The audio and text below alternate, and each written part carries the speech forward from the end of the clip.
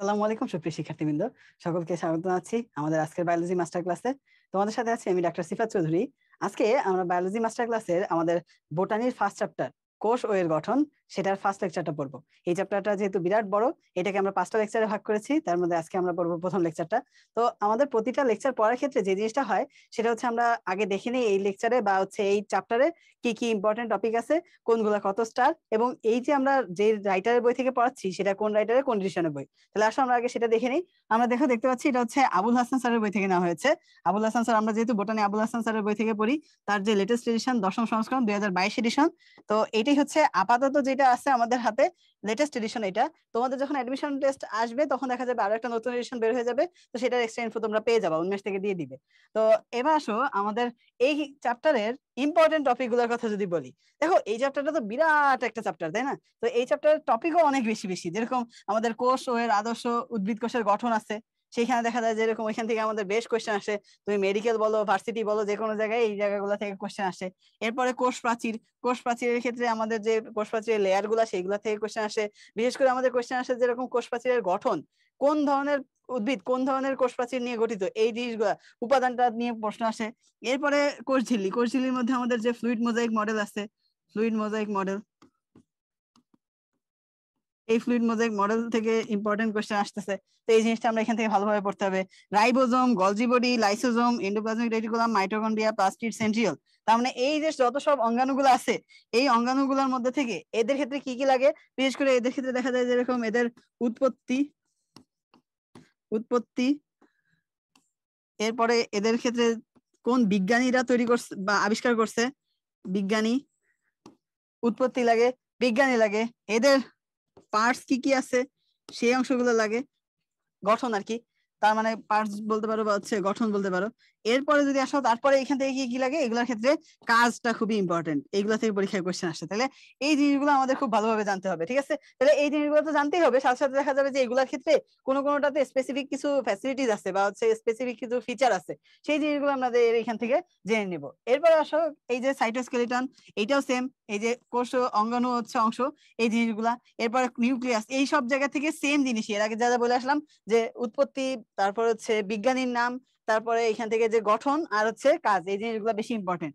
এরপর আমাদের ক্রোমোজোম চলে আসবে। ক্রোমোজোমের ক্ষেত্রে প্রকারভেদ আমরা দেখবো, প্রকারভেদ দেখবো, সেখানকার বিজ্ঞানীর নাম তো, বিজ্ঞানীদের ব্যাপার তো আছেই, তার সাথে সাথে হচ্ছে রাসায়নিক গঠন যেটা আছে সেটা আমাদের জন্য খুবই ইম্পর্টেন্ট, রাসায়নিক গঠন ক্রোমোজোমের, এই জিনিসটা আমাদের বেশি ইম্পর্টেন্ট। এরপরে যে ক্রোমোজোমের রাসায়নিক গঠন করতে যে আমাদের দেখা যাবে যে এরকম এখানে আমরা নিউক্লিক অ্যাসিড সম্পর্কে জানতে পারবো।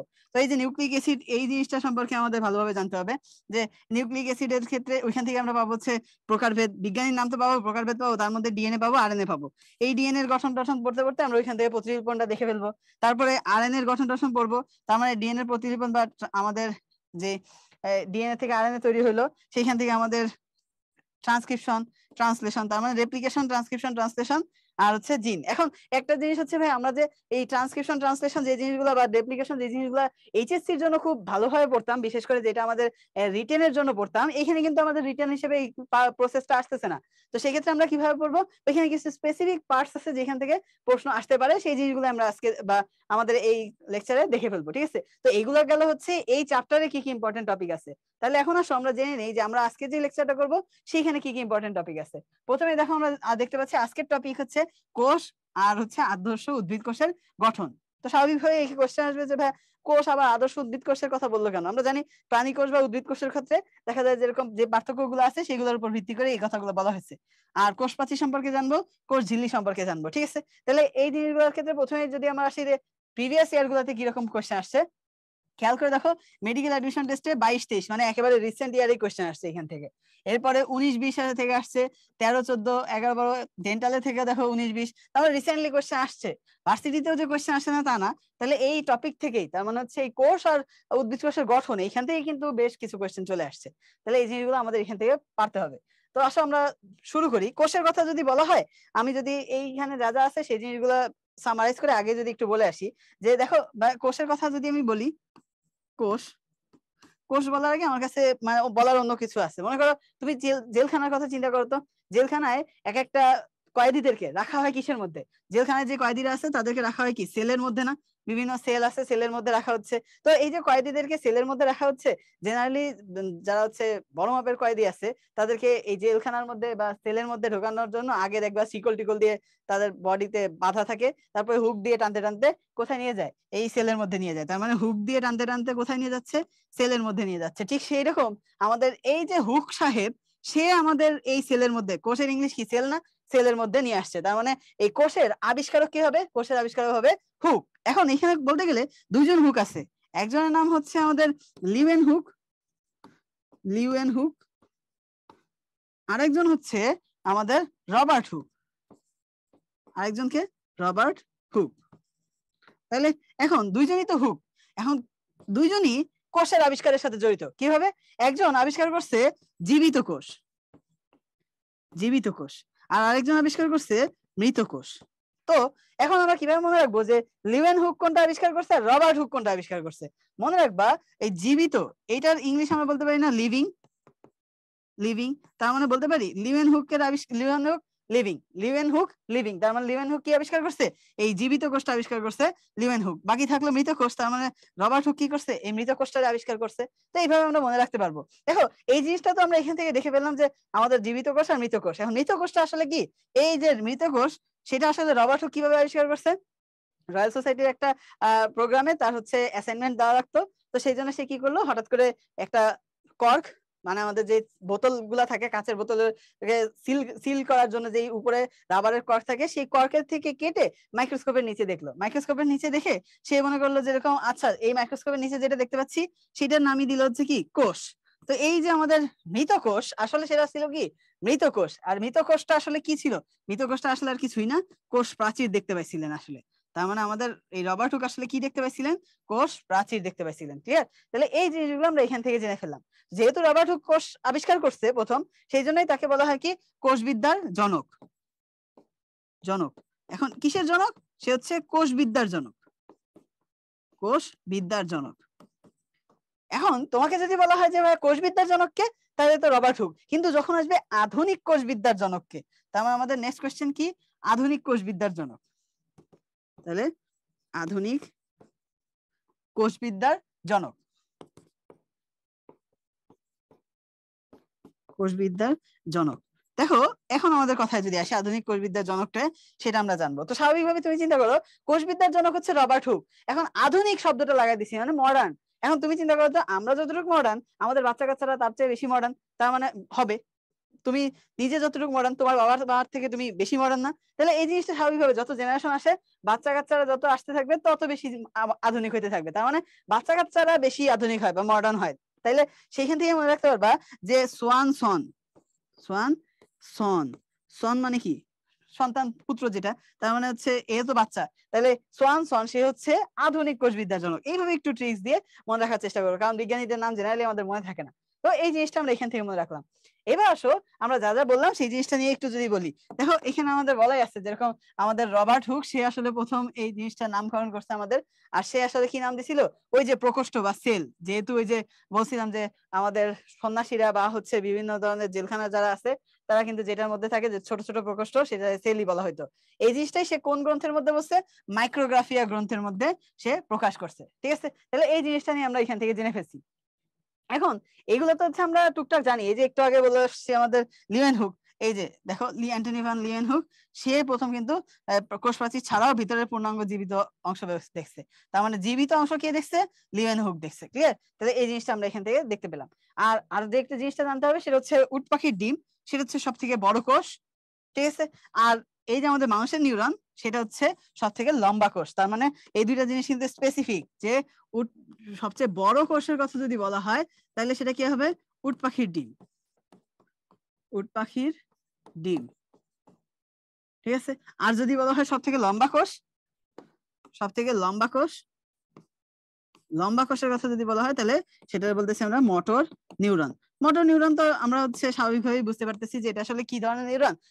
এটা এমন একটা নিউরন যেটা আসলে মোটর নিউরন গুলা কারা হয়, যারা হচ্ছে সিগন্যাল আমাদের বডি থেকে মোটর মানে হচ্ছে আজ্ঞা বহন করবে। তার মানে আমাদের সিগন্যাল, তোমার মনে করো যেরকম কোথাও একটু মশা কামড়াইছে, এখন যেহেতু ডেঙ্গুর সিজন, মশা কামড়াইছে, এখন স্বাভাবিকভাবে তুমি তো এটার দিকে তাকায় থাকবে না, সুন্দর মশাটা, তো এরকম তো করবা না, তুমি যে মশা কামড়াইছে তুমি স্বাভাবিকভাবে আরেকটা হাত দিয়ে সুন্দর করে এটা মারবা, তার মানে সিগন্যাল তোমার বডিতে ব্রেনে গেছে, এই যে তোমার সিগন্যালটা বডিতে গেছে, এটা সেন্সরি।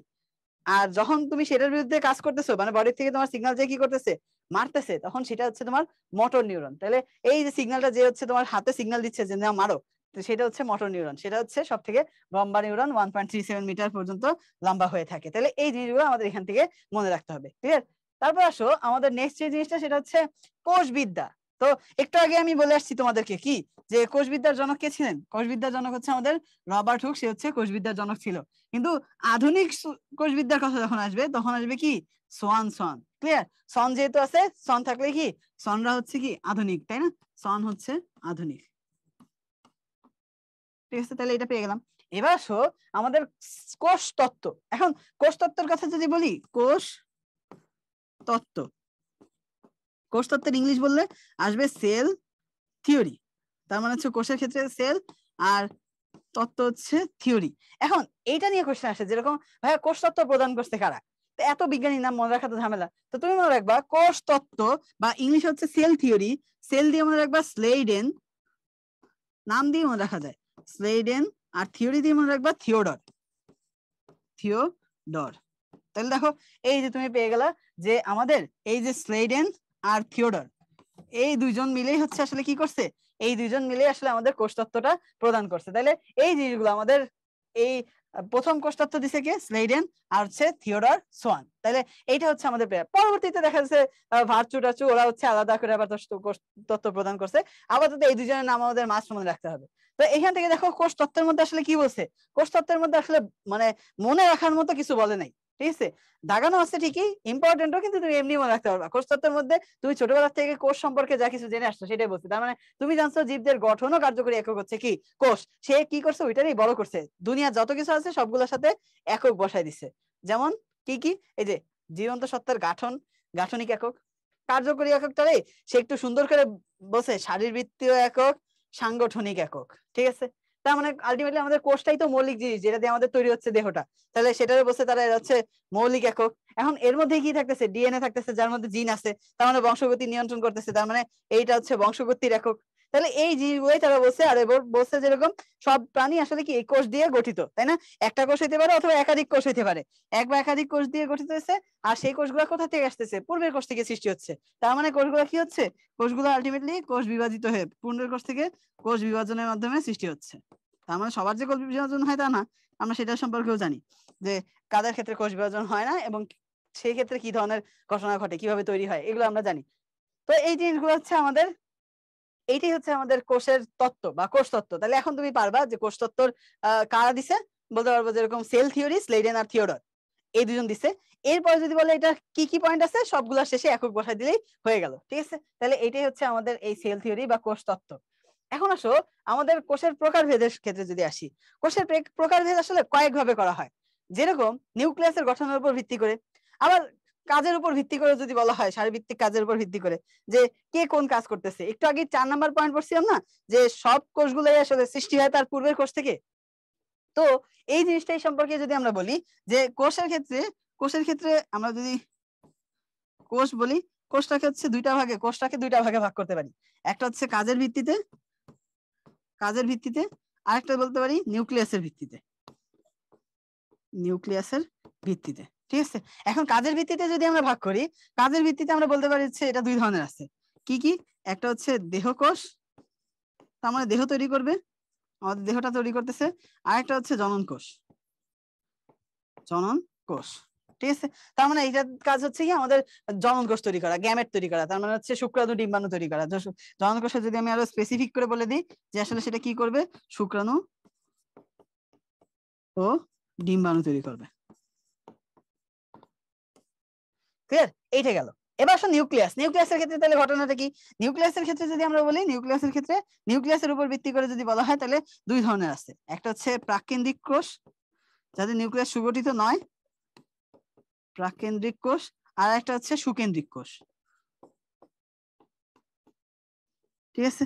তার মানে এই হচ্ছে আমাদের কোষের প্রকারভেদ কাজের ভিত্তিতে আর নিউক্লিয়াসের গঠনের ভিত্তিতে। ক্লিয়ার? তাহলে এটার উপরে যদি এখন আমরা আসি, আমরা যেটা পড়তেছিলাম সেটাই যে আমাদের ভাইয়া কোষের প্রকারভেদ শারীরবৃত্তিক কাজের ভিত্তিতে বলছি কয় ধরনের, একটা হচ্ছে দেহকোষ আর একটা হচ্ছে জনন কোষ। এই যে দেখো দেহকোষ আর হচ্ছে জনন কোষ বা গ্যামেট।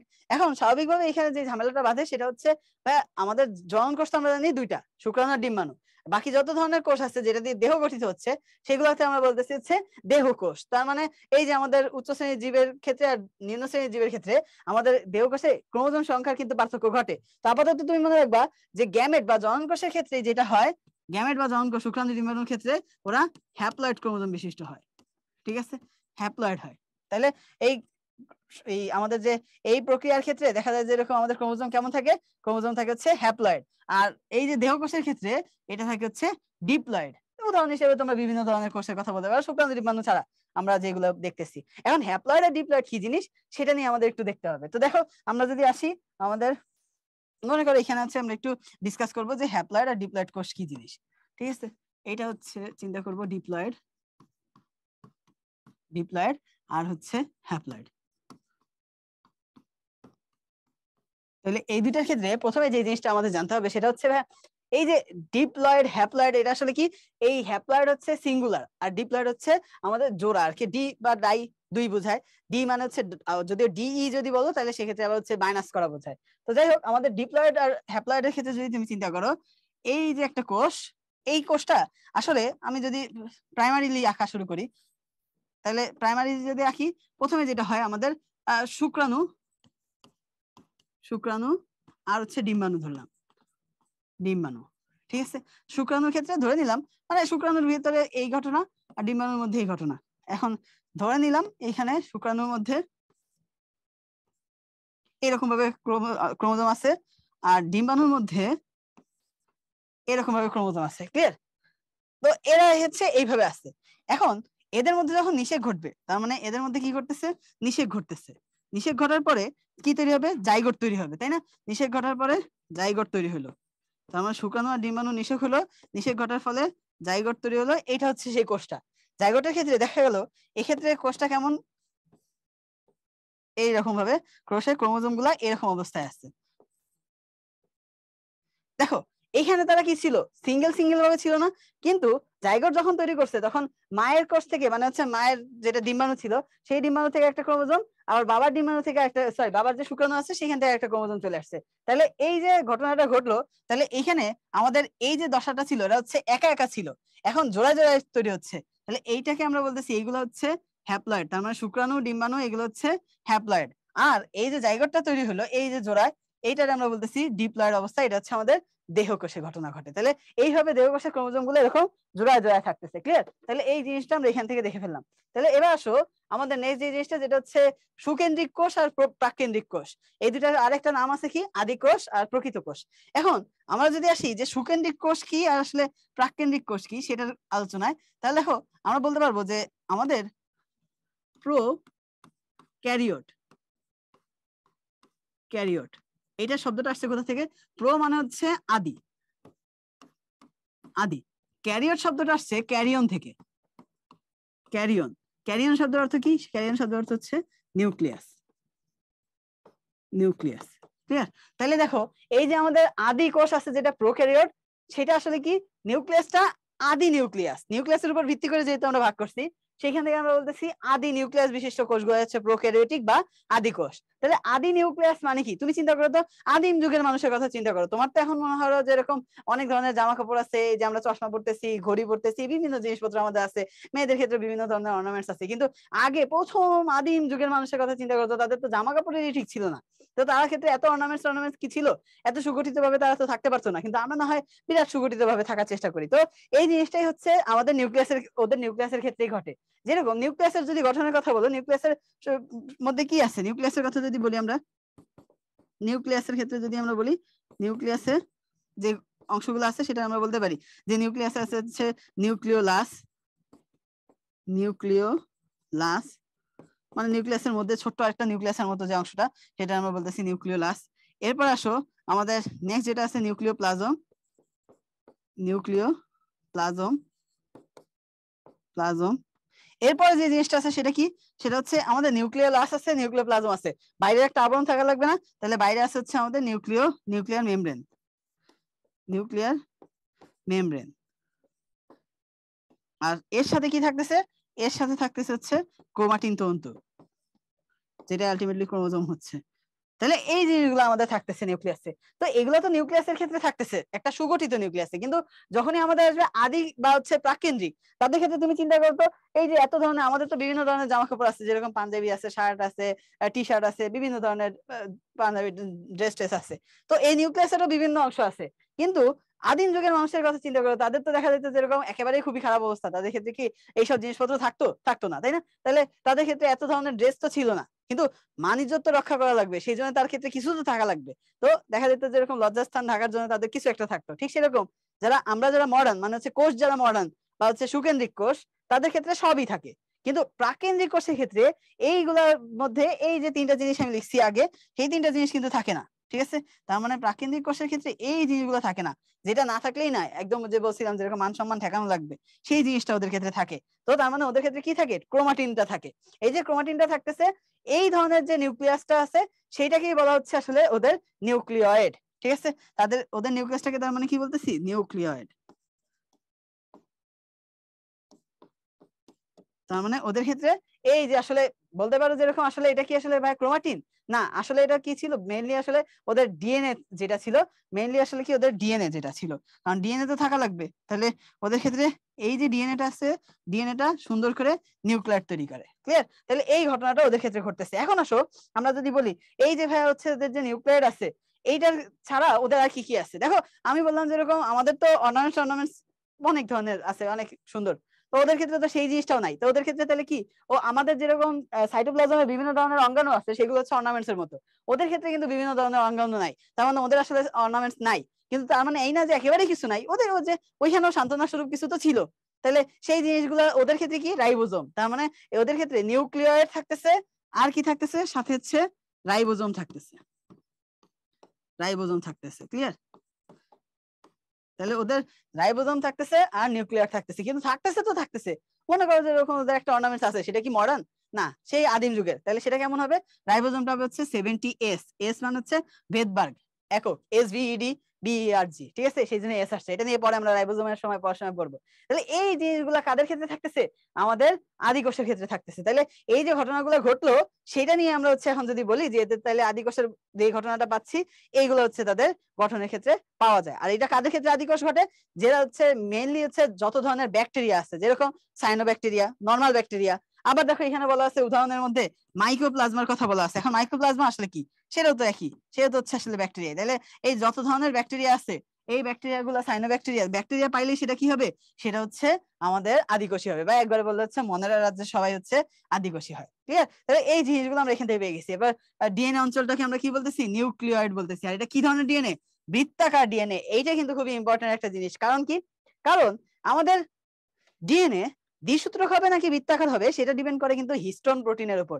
এই হিস্টোন প্রোটিনটা থাকলে সেক্ষেত্রে অক্ষের মতো কাজ করে, একটু পরে আমি দেখাবো, চিন্তার কিছু নাই। তাহলে এইটা হচ্ছে আমাদের আদিকোষ, ক্লিয়ার? তাহলে এই জিনিসগুলো যে দেখো নন হিস্টোন প্রোটিন যুক্ত থাকার কারণে সেটা হচ্ছে বৃত্তাকার কুণ্ডলী যুক্ত ডিএনএ থাকে, ক্লিয়ার? তাহলে এখানে এই জিনিসগুলো আমরা পেয়ে গেছি। এখানে দেখা যায় যেরকম কোনো অঙ্গাণুও থাকে না আদিকোষের ক্ষেত্রে, শুধুমাত্র রাইবোজোমটা থাকে, সেটাও 70S ধরনের রাইবোজোম থাকে। আর এখানে কোন ধরনের শ্বসন ঘটে, অবাধ শ্বসন ঘটে, কারণ অক্সিজেনের উপস্থিতি ছাড়া শ্বসন করতে পারে। তাহলে অক্সিজেন ছাড়া এই শ্বসনটা ঘটতেছে, ক্লিয়ার? তাহলে এই জিনিসগুলো আমরা এখান থেকে পেয়ে গেছি। এবার আসলে সুকেন্দ্রিক কোষ, তাহলে যা যা ওইখানে ছিল না সেই জিনিসগুলো তো এখানে থাকবে। তার মানে আমরা বলছি সুকেন্দ্রিক মানে হচ্ছে ইউ, তুমি তুমি হচ্ছে সুকেন্দ্রিক। তার মানে তুমি নিজে চিন্তা করো, তুমি তো মডার্ন, তার মানে তোমার ক্ষেত্রে যে ঘটনাটা ঘটবে সেটা হচ্ছে তোমার সবকিছুই আছে। যেরকম তোমার ড্রেস, বিভিন্ন ধরনের ড্রেস আছে, তার মানে নিউক্লিয়াসের ক্ষেত্রেও বিভিন্ন ধরনের উপাদান থাকবে, যেরকম মেমব্রেন থাকবে, নিউক্লিওলাস থাকবে, নিউক্লিওপ্লাজম থাকবে, এরপরে ক্রোমাটিন তো থাকবেই। আর হিস্টোন প্রোটিন থাকার কারণে ডিএনএটা দ্বিসূত্রক হবে। এরপরে তুমি চিন্তা করো যেরকম তো তোমার ক্ষেত্রে দেখা যাচ্ছে যেরকম তোমার বিভিন্ন অর্নামেন্টস আছে, তার মানে সাইটোপ্লাজমে তোমার বিভিন্ন ধরনের অঙ্গাণুও থাকবে, সব অঙ্গাণুই থাকবে। আর রাইবোজোম যেটা ওদের ক্ষেত্রে ছিল তোমার ক্ষেত্রেও আছে, তো দুইজনের মধ্যে আলাদা করা লাগবে না, তো সেটা আলাদা করার জন্য বলছে এটা কি ধরনের রাইবোজোম আছে, আমাদের 80S রাইবোজোম থাকবে, ঠিক আছে? তাহলে আমি যদি এখন আসি আমাদের ক্ষেত্রে যদি বলি, এখানে কি আছে, নিউক্লিয়াসে সবই আছে, নিউক্লিয়াসে সব আছে, সব। এরপরে যদি আসো, এরপরে যদি আমরা আসি যে সাইটোপ্লাজমে কি আছে, সাইটোপ্লাজমে কি কি আছে, সাইটোপ্লাজমে আমাদের কি আছে, সব আছে। তার মানে এখানেও সব আছে। স্পেশালি বলে দিতে হয় যে রাইবোজোম যেটা আছে সেটা হচ্ছে ও আগেরটার মতো না, সেটা হচ্ছে কি, সেটা হচ্ছে 80s, ঠিক আছে। রাইবোজোম হচ্ছে 80s রাইবোজোম আছে। তাহলে নিউক্লিয়াস পেলাম, সাইটোপ্লাজম পেলাম, রাইবোজোমের কথা বললাম। এরপরে আসো এখানে, ওইখানে আমরা দেখে আসছি ডিএনএটা কি ছিল, বৃত্তাকার ছিল। এক্ষেত্রে যদি আমরা আসি, এক্ষেত্রে ডিএনএটা কেমন হবে, ডিএনএটা হবে হচ্ছে দ্বিসূত্র। দ্বিসূত্র কেন, কারণ এখানে হিস্টোন প্রোটিন থাকে, সেটা নিয়ে আমরা বলবো একটু পরে কথাবার্তা। আর এক্ষেত্রে যে শ্বসনটা হয়, সেই শ্বসনটা কি ধরনের শ্বসন হয়, শ্বসনটা হচ্ছে সবাত শ্বসন। তাহলে সবাত শ্বসন, অবাত শ্বসন হইতে পারে না, অবাত শ্বসনও হইতে পারবে। তার মানে এক্ষেত্রে সবাত শ্বসন হইতে পারবে, আবার অবাত শ্বসনও হইতে পারবে। ক্লিয়ার, সিচুয়েশন ভেদে এখানে সবাত অবাত সব ধরনের শ্বসনই ঘটে। তাহলে এই ঘটনাগুলো আমরা এখান থেকে পেয়ে গেছি। তাহলে এই জিনিসগুলো আমাদের এখান থেকে ঘুরে ফিরে এখানে সুন্দর করে বলা আছে। সেই জিনিসগুলো যদি আমরা দেখি, দেখো আবরণী থাকতেছে, তার মানে নিউক্লিয়ার মেমব্রেন থাকতেছে, বিভিন্ন ধরনের নিউক্লিয়াস অঙ্গাণু থাকতেছে, সেগুলা হিস্টোন প্রোটিন থাকতেছে 2 প্রান্ত বিশিষ্ট। তাহলে আমাদের এই জিনিসগুলো আমরা পেয়ে গেছি। রাইবোজোমের ক্ষেত্রে 80s পাচ্ছি, ডিএনএটা সূত্রাকার হচ্ছে বা দ্বিসূত্রক হচ্ছে, এগুলো পাইছি। কোষ বিভাজন, মাইটোসিস, মিওসিস এই ধরনের হয়ে থাকতেছে, এগুলো আমরা দেখতে পেলাম।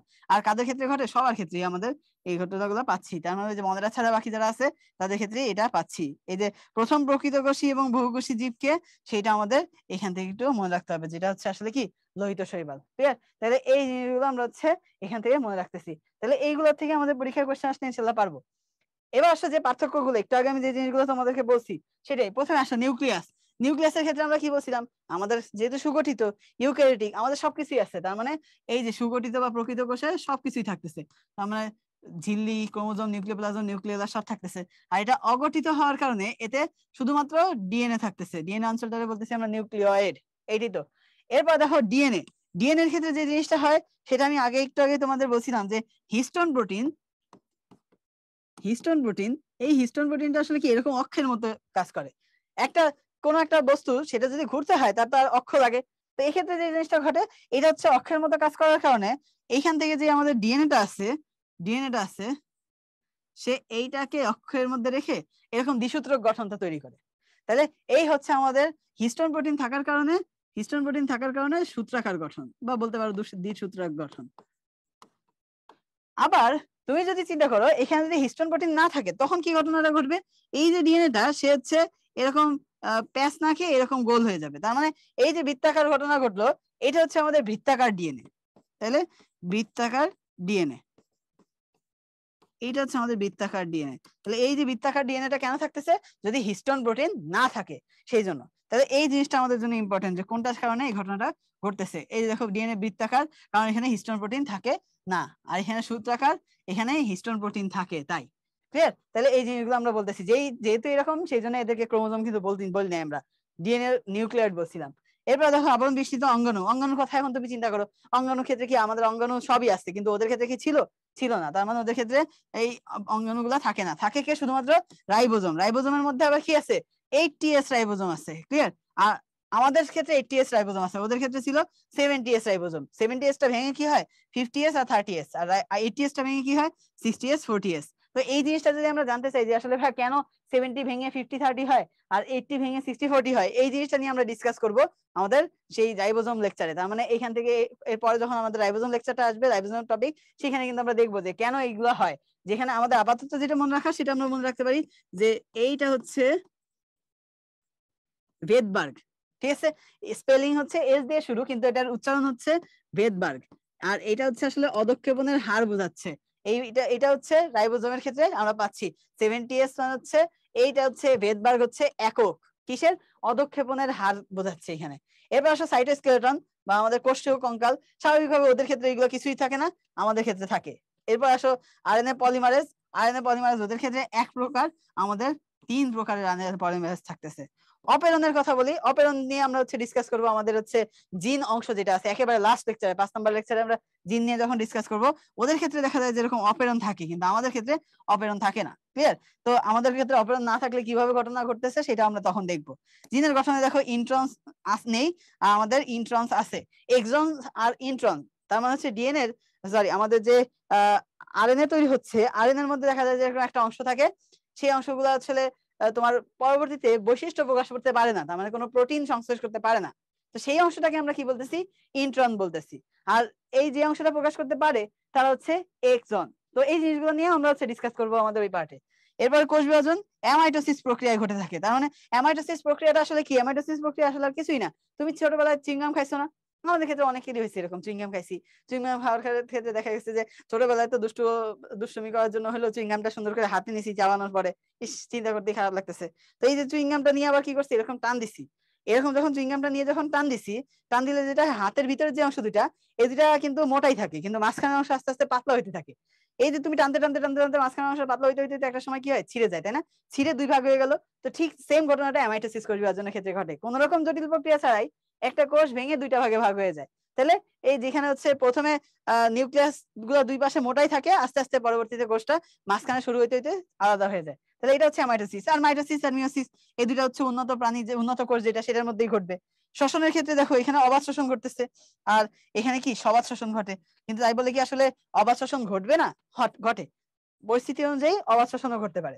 এরপর আসলে ট্রান্সলেশন, তার মানে হচ্ছে প্রোটিন তৈরি করার যে প্রক্রিয়াটা, এটা ট্রান্সক্রিপশনের সাথে সাথেই শুরু হয়ে যায়। আর এক্ষেত্রে দেখা যায় যেরকম ট্রান্সক্রিপশনের পর কিছুটা রেস্ট নিয়ে বিলম্ব করে তারপরে শুরু হয় আমাদের প্রকৃত কোষে। এই জিনিসগুলো হচ্ছে এই দুইটা কোষের মধ্যে পার্থক্য। ক্লিয়ার? এটা কিন্তু বেশ ইম্পর্টেন্ট, এটা আমাদের একটু মনে রাখতে হবে। ঠিক আছে, তাহলে এটা হচ্ছে আমাদের জন্য 2 স্টার ইম্পর্টেন্ট। ক্লিয়ার? তাহলে এটা আমরা এখান থেকে পেয়ে গেলাম। এবার আসো আমাদের যে আদি কোষ আর প্রকৃত কোষ, এছাড়া আমাদের আছে হচ্ছে প্রাণী কোষ আর হচ্ছে কি উদ্ভিদ কোষ। এখানে আবার একটা জিনিস হয়, প্রাণী কোষ আর উদ্ভিদ কোষের মধ্যে পার্থক্য কি? তুমি যদি প্রথমে আমি যদি তোমাকে বলি যে আমাদের একটা প্রাণী কোষ আর একটা উদ্ভিদ কোষ যদি আমি আঁকি, এইটা এই তুমি জাস্ট সার্টেন জিনিস দিয়েই বুঝে যাবা যে এরকম কোনটা প্রাণী কোষ আর কোনটা হচ্ছে উদ্ভিদ কোষ। এই জাস্ট কি করছি, আমি একটা কোষ মনে করো আঁকছি, ভিতরে কিছু না কিছু আছে। যেরকম যদি বলো যে এরকম এটার ভিতরে এখানে মনে করো নিউক্লিয়াস আছে, এটার মধ্যে এখানে নিউক্লিয়াস আছে। এরপরে দেখা গেল যেরকম আমার এইখানে এইখানে দেখা গেলো কোষ গহ্বর আছে, এইখানে হচ্ছে কোষ গহ্বর আছে। এরপরে দেখা যাচ্ছে যেরকম আরো যদি কিছু বলো, তাহলে এখানে হচ্ছে আমাদের প্লাস্টিড দিয়ে দিলাম, এখানে আমরা প্লাস্টিড দিয়ে দিলাম। এরপরে আমরা মাইটোকন্ড্রিয়া দিয়ে দিতে পারি, এরকম মাইটোকন্ড্রিয়া দিয়ে দিলাম। তো এখানে দেখো পার্থক্য সৃষ্টি করার মতো আসলে ঘটনাটা কি আছে? পার্থক্য সৃষ্টি করার মতো মেইন যে ঘটনাটা ঘটতেছে সেটা হচ্ছে আমাদের বাইরে এই যে একটা আবরণ আছে, এই আবরণটার নাম কি আমরা কোষ প্রাচীর বলি। আর এটা দেখেই তুমি কিন্তু কনফার্ম হয়ে যাবা যে আসলে এটা কোন ধরনের কোষ। যাদের ক্ষেত্রে কোষ প্রাচীর আছে তারা হচ্ছে উদ্ভিদ কোষ। তার মানে এই যে কোষ প্রাচীর কার অনন্য বৈশিষ্ট্য? কোষ প্রাচীর হচ্ছে আমাদের উদ্ভিদ কোষের অনন্য বৈশিষ্ট্য। ঠিক আছে, উদ্ভিদ কোষ, উদ্ভিদ কোষের অনন্য বৈশিষ্ট্য হচ্ছে আমাদের এই কোষ প্রাচীর। ক্লিয়ার? তার মানে উদ্ভিদ কোষের অনন্য বৈশিষ্ট্য আমরা পাচ্ছি কোষ প্রাচীর, যেটা আমাদের প্রাণী কোষে নাই। এছাড়া আর কি কি নাই দেখো, আমি একটা জিনিস আঁকছি যেটা তোমার কাছে এতক্ষণে মনে হওয়ার কথা যেরকম ভাইয়া এটা কিভাবে সম্ভব, সেটা হচ্ছে এই যে এখানে আমি প্লাস্টিক রাখছিলাম, কিন্তু প্রাণী কোষে কি কখনো প্লাস্টিক থাকবে?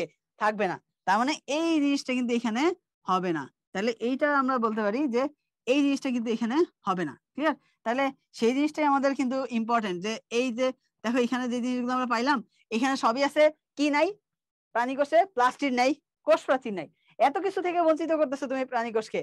তুমি এদেরকে যা দেও নাই তাদের মধ্যে কিছু দেওয়া লাগবে না? দেখা যায় যে এখানে আমাদের প্রাণী কোষে কি পাওয়া যায়, প্রাণী কোষে দেখা যায় যেরকম সেন্ট্রোজোম পাওয়া যায়। ঠিক আছে, সেন্ট্রোজোম, এই যে সেন্ট্রোজোম পাওয়া যায় যেটা আবার এখানে নাই। তাহলে এই যে জিনিসগুলো সেন্ট্রোজোম যেটা হচ্ছে উদ্ভিদ কোষে থাকে না, আবার হচ্ছে প্লাস্টিড কোষ প্রাচীর যেটা প্রাণী কোষে থাকে না, এই জিনিসগুলো ঘটে। আরেকটা জিনিস কি খেয়াল করছো, এই যে আমাদের কোষ গহ্বর দেখতেছো, প্রাণী কোষে কোষ গহ্বর কিন্তু ছোট, কিন্তু উদ্ভিদ কোষে কোষ গহ্বর কিন্তু বিরাট বড়। তাহলে এই জিনিসগুলো আমাদের একটু মাথায় রাখতে হবে। তাহলে এইগুলাই দেখো আমাদের পার্থক্যের মধ্যে পড়বে, যে উদ্ভিদ কোষ আর হচ্ছে আমাদের প্রাণী কোষ যেটা আছে, উদ্ভিদ কোষ আর প্রাণী কোষের মধ্যে এই যে স্বাভাবিকভাবে উদ্ভিদ কোষে কি আছে, বাইরে কোষ প্রাচীর আছে যেটা সেলুলোজ নির্মিত। এছাড়া দেখা যায় যেরকম এই যে বললাম যে কোষ গহ্বর আছে, এই দেখো বিরাট সাইজের একটা কোষ গহ্বর, এইটা আমরা পাচ্ছি বড় ধরনের। এরপরে ক্লোরোপ্লাস্ট বা প্লাস্টিড থাকতেছে, যে জিনিসটা প্রাণী কোষের ক্ষেত্রে থাকতেছে না, এই জিনিসগুলোই। আর এদের ক্ষেত্রে সেন্ট্রোজোম থাকে না। আর উদ্ভিদ কোষের ক্ষেত্রে সঞ্চিত খাদ্য কি? সঞ্চিত খাদ্য হচ্ছে আমাদের শ্বেতসার ওদের জন্য, আমাদের জন্য যেটা গ্লাইকোজেন। ঠিক আছে, ওদের জন্য শ্বেতসার হচ্ছে সঞ্চিত খাদ্য, স্টার্চ। আর আমাদের ক্ষেত্রে কি হয়, কোনো কোষ প্রাচীর তো থাকবেই না। তার মানে আমাদের প্রাণী কোষের ক্ষেত্রে একটু আগে বলছি কোনো কোষপ্রাচীর থাকবে না, কোষ গহ্বর থাকলেও ছোট ধরনের, যেটাকে আমরা ভ্যাকিউল বলতেছি, ভেসিকল বলতেছি, তাহলে আর নাহলে নাও থাকতে পারে, এই যে অতি ক্ষুদ্রাকৃতি যেটা ভেসিকল ভ্যাকিউল বলছিলাম। আর ক্লোরোপ্লাস্ট থাকবে না কখনোই, সেন্ট্রোজোম থাকবে, আর আমাদের সঞ্চিত খাদ্য মেইনলি গ্লাইকোজেন আর হচ্ছে চর্বি। ক্লিয়ার? তাহলে এই জিনিসগুলো আমরা এখান থেকে পেয়ে গেছি। এইবার যে জিনিসটা আসতেছে সেটা হচ্ছে স্টেম সেল। স্টেম সেল এটা একটা বেশ মজার ব্যাপার। দেখো একটা সময় আর্টিকেলে এরকমই পড়ছি, যেরকম একটা খবর প্রকাশ করা হয়েছিল এরকম, যেরকম কোন একটা দেশের কথা, যে দেশের কথাটা আমার জাস্ট মনে নাই, কিন্তু ওই বিজ্ঞানীরা আবিষ্কার করছে যেরকম গাছের কাণ্ডের কোষ থেকে কিডনি তৈরি করা যায়। তার মানে সে কি বলছে যে গাছের কাণ্ডের কোষ থেকে কি তৈরি হবে? কিডনি। তাহলে আসলে আমাদের গাছের কাণ্ডের কোষ কি কোথা থেকে? গাছের কাণ্ডের কোষ থেকে। এই জিনিসটা পরেই তো আমি হচ্ছে হেডলাইন যখন দেখছি ফেসবুকে, তখন হচ্ছে আমি অবাক হয়ে গেছি, আরে সেই আবিষ্কার, যাই ভিতরে ঢুকছি, ঢুকে আর্টিকেলটা পড়ার জন্য যে আসলে কি লিখছে, যা দেখছি আমি আসলে অবাক হয়ে গেছি। বুঝছো, ব্যাপারটা এরকম ছিল যে আমাদের গাছের কাণ্ড, গাছের কাণ্ডের কোষ। এখন কোষের ইংলিশ কি? কোষের ইংলিশ হচ্ছে সেল। আর গাছের কাণ্ড সেটা আসলে কি? কাণ্ডের ইংলিশ কি? স্টেম না? স্টেম। তাহলে এইখান থেকে আসলে সায়েন্টিস্টরা আসলে আবিষ্কার করছিল স্টেম সেল থেকে সায়েন্টিস্টরা কিডনি আবিষ্কার করতে পারতেছে। তার মানে এমন কিছু আছে, এমন শরীরে এমন ধরনের কোষ পাওয়া গেছে যে কোষটা থেকে পরবর্তীতে কোষ বিভাজনের মাধ্যমে আসলে কিডনি তৈরি করা যায়। এরকম একটা পরীক্ষা নিরীক্ষা তারা চালাচ্ছিল। তো সেটারই সায়েন্টিস্ট সুন্দর করে ওই আর্টিকেলে এই স্টেম সেলটারে সুন্দর করে বাংলায় অনুবাদ করে দিয়ে দিছে গাছের কাণ্ডের কোষ, সেখান থেকে কিডনি পাওয়া যাচ্ছে। এই হচ্ছে অবস্থা। তাহলে যাই হোক, তাহলে আমরা এতক্ষণ বুঝে গেছি আসলে স্টেম সেল কি, যেই কোষ থেকে অন্য নতুন কোনো কোষ তৈরি করা সম্ভব। তার মানে সেটাই হচ্ছে আমাদের স্টেম সেল।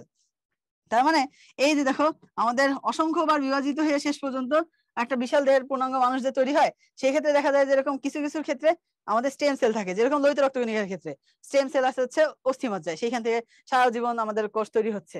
তাহলে এই জিনিসটাই হচ্ছে আমাদের স্টেম সেল, যেটা হচ্ছে পূর্ণাঙ্গ সকল টিস্যু তৈরি করতে পারে, বা যেখান থেকে পূর্ণাঙ্গ টিস্যু তৈরি হয়। ক্লিয়ার? তাহলে এই জিনিসটাই হচ্ছে আমাদের স্টেম সেল।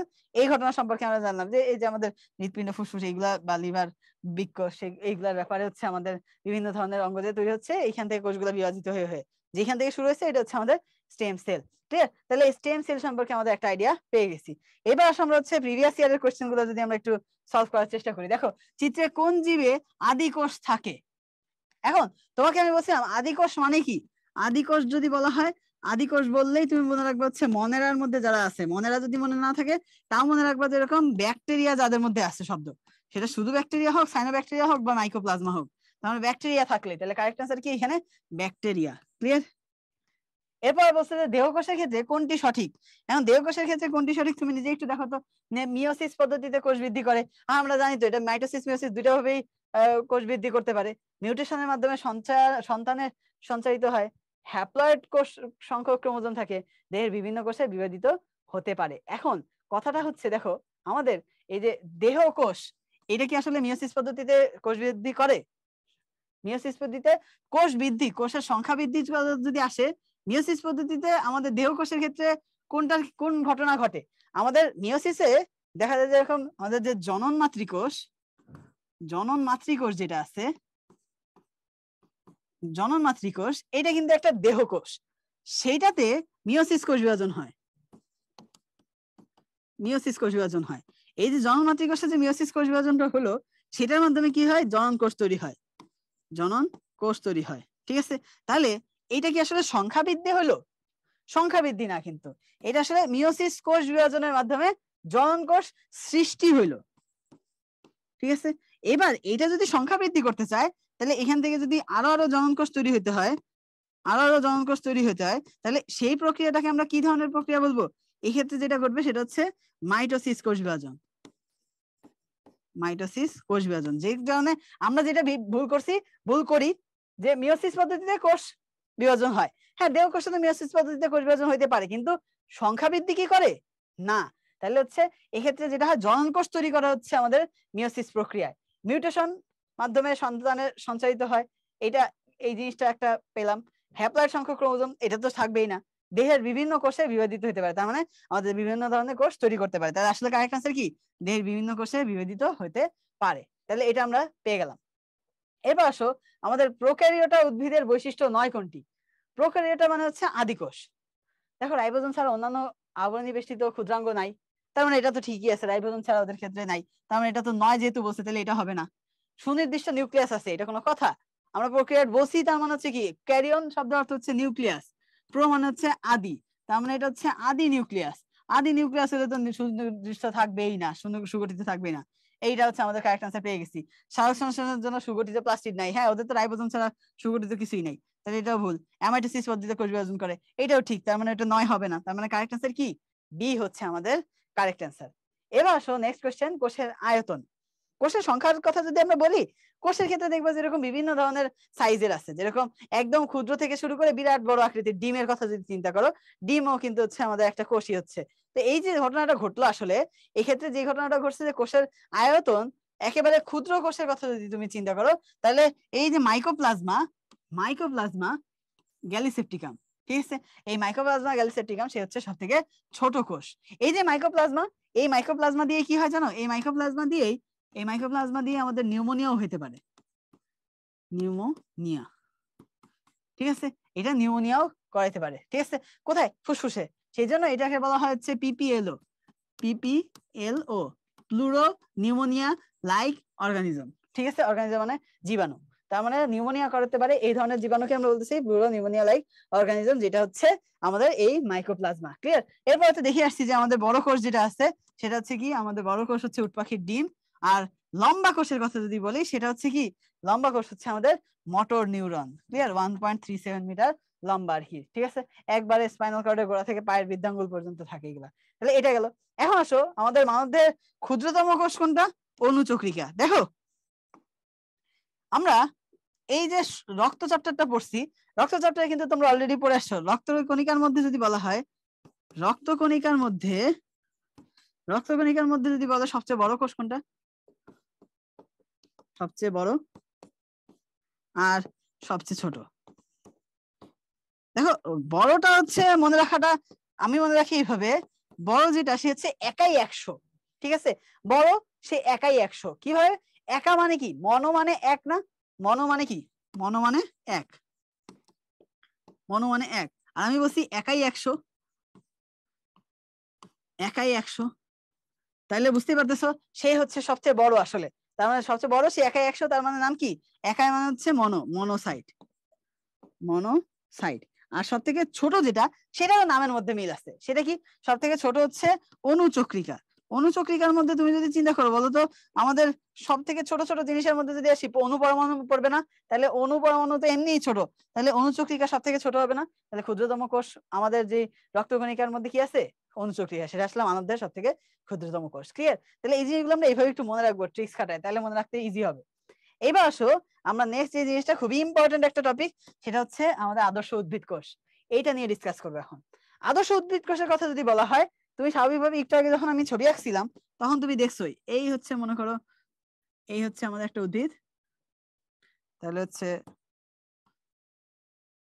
এইটা হচ্ছে মনে করো আমাদের কোষ প্রাচীর উদ্ভিদের, ঠিক আছে, এইটা হচ্ছে কোষ প্রাচীর, এর মধ্যে মনে করো আমাদের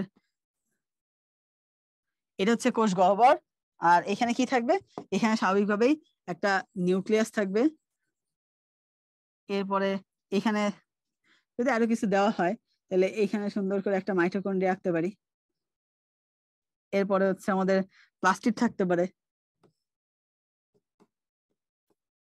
প্লাস্টিক আরো বিভিন্ন ক্ষুদ্রাণু, ছোট ছোট অঙ্গাণু থাকতে পারে এখানে, এই যে এখানে এরকম এরকম এরকম এরকম রাইবোজোম টাইবোজোম থাকতে পারে, এরপরে নিউক্লিয়াসের আশেপাশে হচ্ছে এন্ডোপ্লাজমিক রেটিকুলাম হাবি জাবি থাকবে, ঠিক আছে, আমি জাস্ট হচ্ছে একটা রাফ একটা ছবি দিয়ে দিলাম, ঠিক আছে।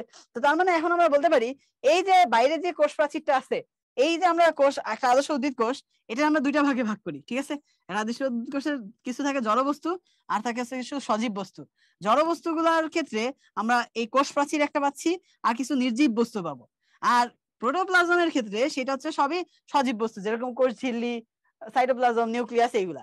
এখন প্রোটোপ্লাজম আর প্রোটোপ্লাস্ট নিয়ে ঝামেলা বাঁধে। দেখো প্রোটোপ্লাজম তো আমরা দেখবো, যদি আমি বলি এটা হচ্ছে আমাদের কি কোষ প্রাচীর, এটা হচ্ছে আমাদের কোষ প্রাচীর,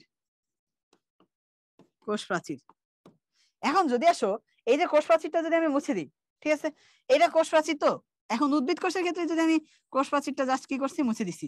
কোষ প্রাচীর মুছতে যে আবেগে আমাদের কোষ ঝিল্লিও কিছুটা মুছে গেছে, ঠিক আছে।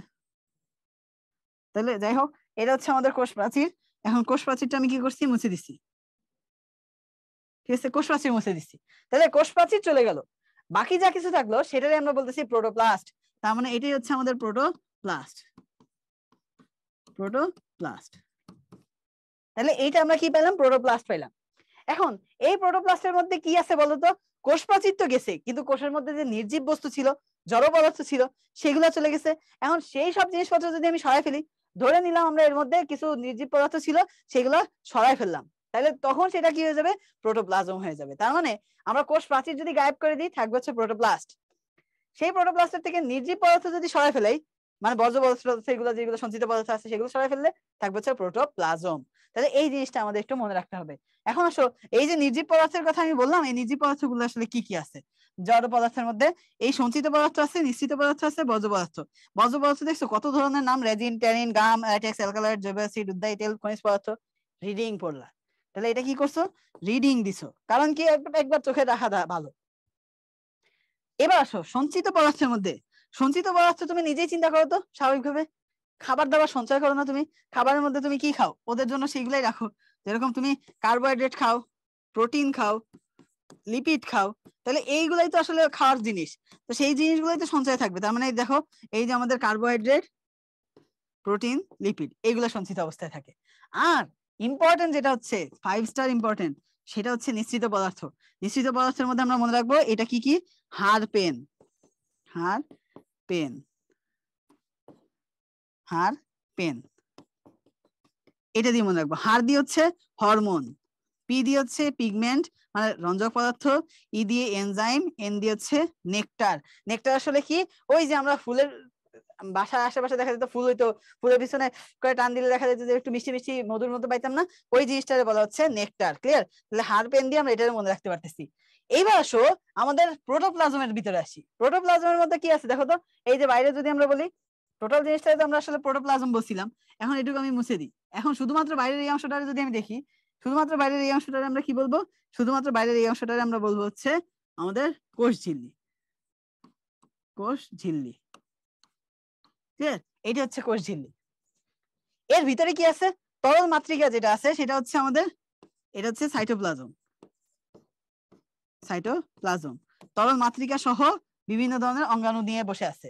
আর এইটা যেটা আছে সেটা হচ্ছে আমাদের নিউক্লিয়াস, নিউক্লিয়াস। ক্লিয়ার? তাহলে এখন যদি আমাকে বলা হয় যে আমাদের সাইটোপ্লাজমটা কি, সাইটোপ্লাজম মানে হচ্ছে আমাদের কোষ ঝিল্লিটারে সরাই ফেলছো আর নিউক্লিয়াসটারে সরাই ফেলছো, তাহলে তুমি সাইটোপ্লাজম পেয়ে যাবে। এরপরে যদি বলা হয় নিউক্লিয়াসটা কি, নিউক্লিয়াসটা হচ্ছে কোষ ঝিল্লি আর সাইটোপ্লাজমটা সরাই ফেললে যেটা পড়ে থাকবে সেটাই হচ্ছে নিউক্লিয়াস। এই হচ্ছে আমাদের ঘটনা। তাহলে এগুলো আমরা এখান থেকে পেয়ে গেলাম, কোষ ঝিল্লি, সাইটোপ্লাজম, নিউক্লিয়াস। নিউক্লিয়াসের মধ্যে কি কি থাকে তা তো দেখছি, বাইরের যে আবরণ, নিউক্লিয়ার মেমব্রেন, নিউক্লিওপ্লাজম মানে তরল মাতৃকা যেটা, নিউক্লিওলাস আর নিউক্লিয়ার রেটিকুলাম বা ক্রোমোজোম যেটা। সাইটোপ্লাজমেরটা পরে আসতেছি, অঙ্গাণুগুলা, ওর যে তরল মাতৃকা সেটা বলা হয় সাইটোসল। এখন দেখো ঝিল্লিবদ্ধ কিছু অঙ্গাণু আছে, ঝিল্লিবিহীন কিছু অঙ্গাণু আছে। তার মানে যে অঙ্গাণুগুলো আছে এর বাইরে আবরণীযুক্ত ঝিল্লিবদ্ধ অঙ্গাণু থাকতে পারে, ঝিল্লিবিহীন অঙ্গাণু থাকতে পারে। এখন আমরা সেই জিনিসটা নিয়ে একটু পড়বো, ঠিক আছে? তাহলে এটার জন্য আমাদের যে জিনিসটা লাগবে সেটা হচ্ছে আমাদের একটা এক্সট্রা পেজে আমরা হচ্ছে এখন মনে রাখবো যে ঝিল্লিবদ্ধ অঙ্গাণুগুলা, ঝিল্লিবদ্ধ অঙ্গাণু, এইটাই খালি পড়বো। ঝিল্লিবিহীন অঙ্গাণু আর লাগবে না আমার পড়া, এর বাইরের গুলা ঝিল্লিবিহীন হবে। মনে রাখবো মা, ইভা, পাগল। তোমাদের মধ্যে কেউ ইভা থাকলে সরি, মা দিয়ে মনে রাখবো হচ্ছে আমরা, মা দিয়ে হচ্ছে মাইটোকন্ড্রিয়া, মাইটোকন্ড্রিয়া। তাহলে মাইটোকন্ড্রিয়া হচ্ছে ঝিল্লিবদ্ধ অঙ্গাণু পাওয়া গেল। ইতে আসো, ইতে হচ্ছে এন্ডোপ্লাজমিক রেটিকুলাম, কারণ ই শুরু হয় হচ্ছে এন্ডো দিয়ে, এন্ডোপ্লাজমিক রেটিকুলাম।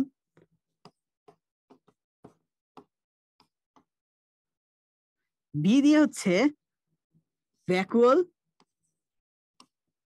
ভ্যাকুয়াল, আর হচ্ছে ভেসিকল,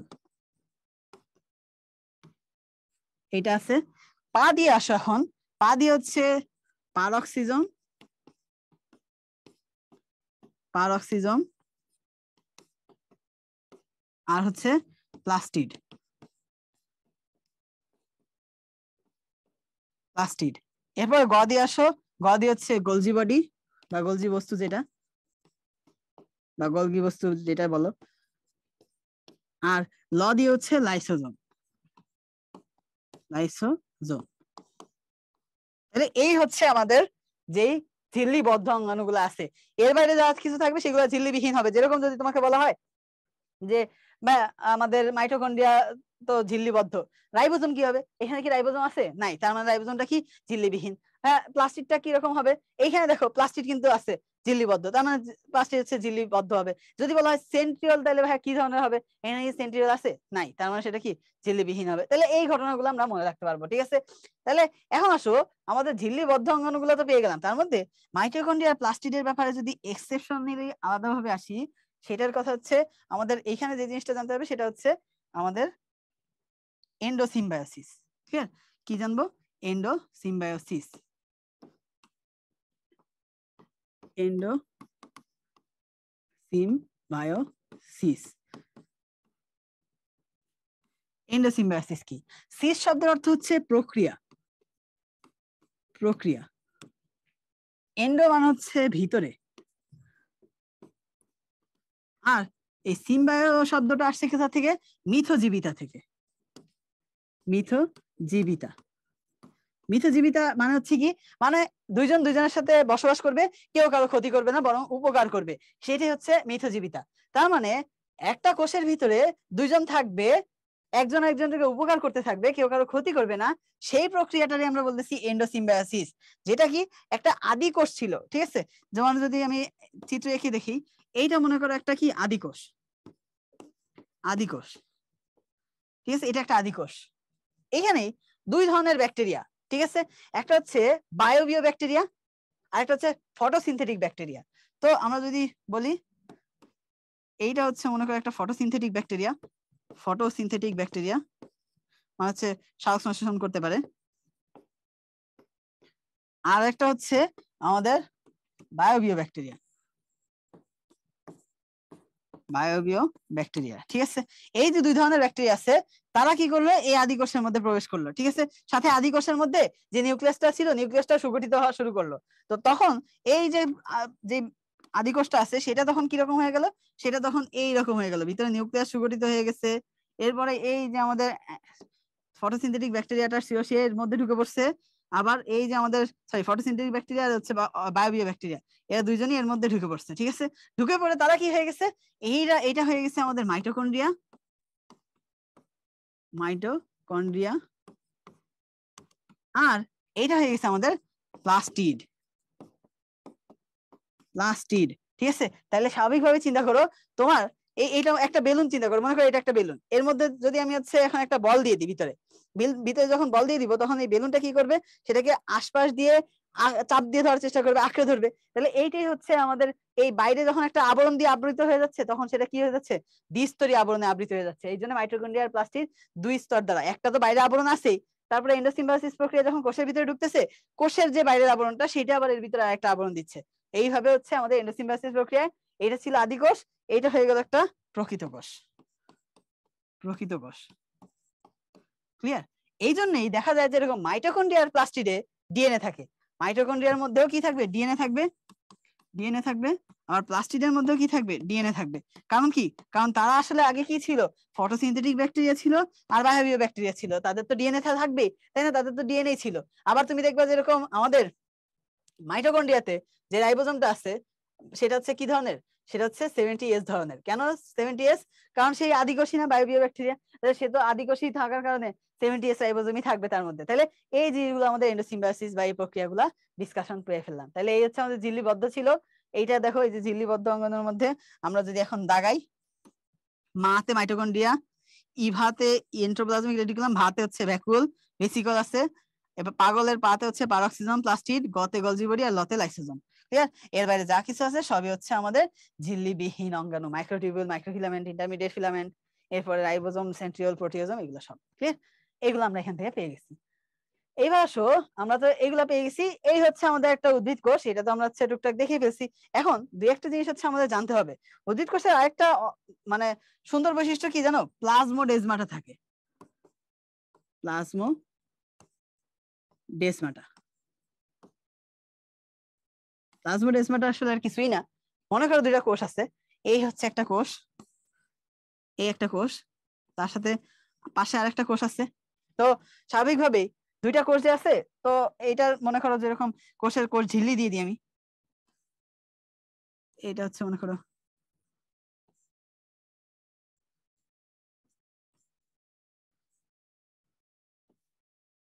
এরকম, হ্যাঁ, দুই পাশে কোষ আছে, উদ্ভিদ কোষ যেহেতু কোষ ঝিল্লিও আছে।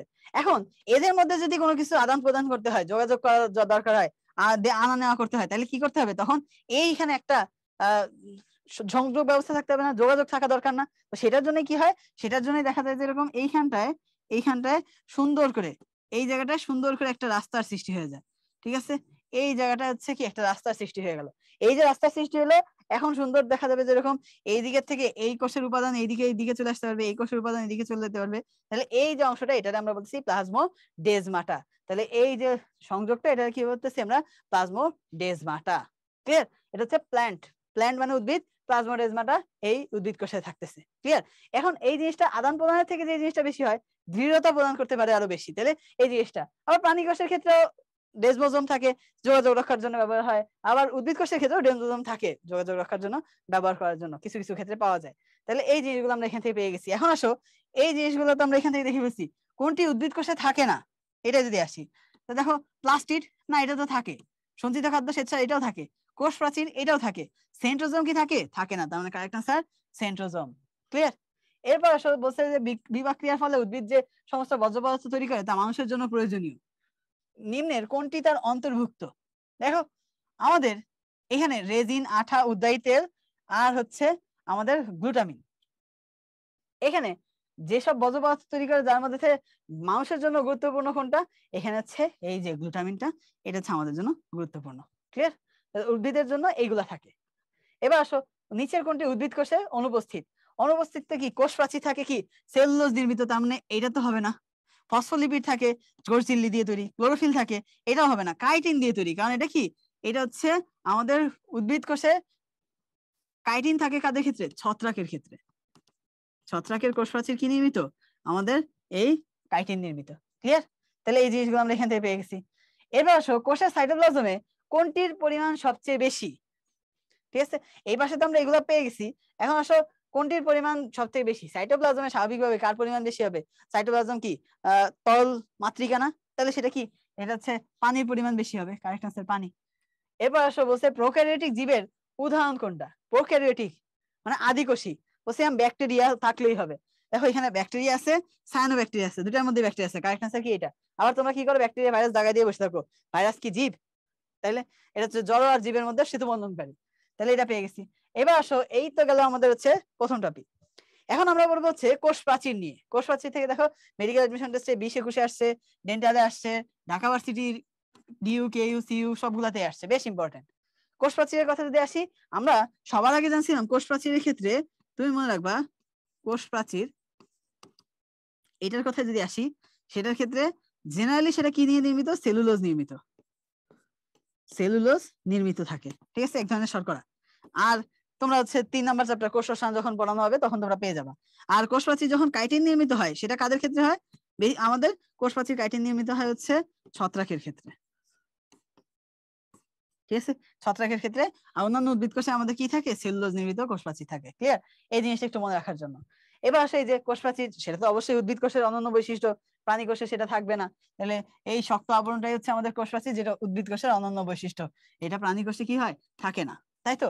এখন এইটার বেশ কিছু গঠন আছে, সেটাই যদি আমরা এখন আসি, তাহলে দেখো, আমাদের সবার আগে যে জিনিসটা হবে, সেটা হচ্ছে আমাদের একটা মধ্য পর্দা দিতে হবে। ঠিক আছে, এইখানে দেখো, এই হচ্ছে একটা মধ্য পর্দা। ক্লিয়ার? তাহলে এটা একটা পর্দা, এর উপরে আর একটা প্রাচীর থাকবে। এইটা মনে করো এই হচ্ছে আরেকটা প্রাচীর। ক্লিয়ার? এইটা পেলাম। এর উপরে আবার আরেকটা প্রাচীর যদি দেই, দেখো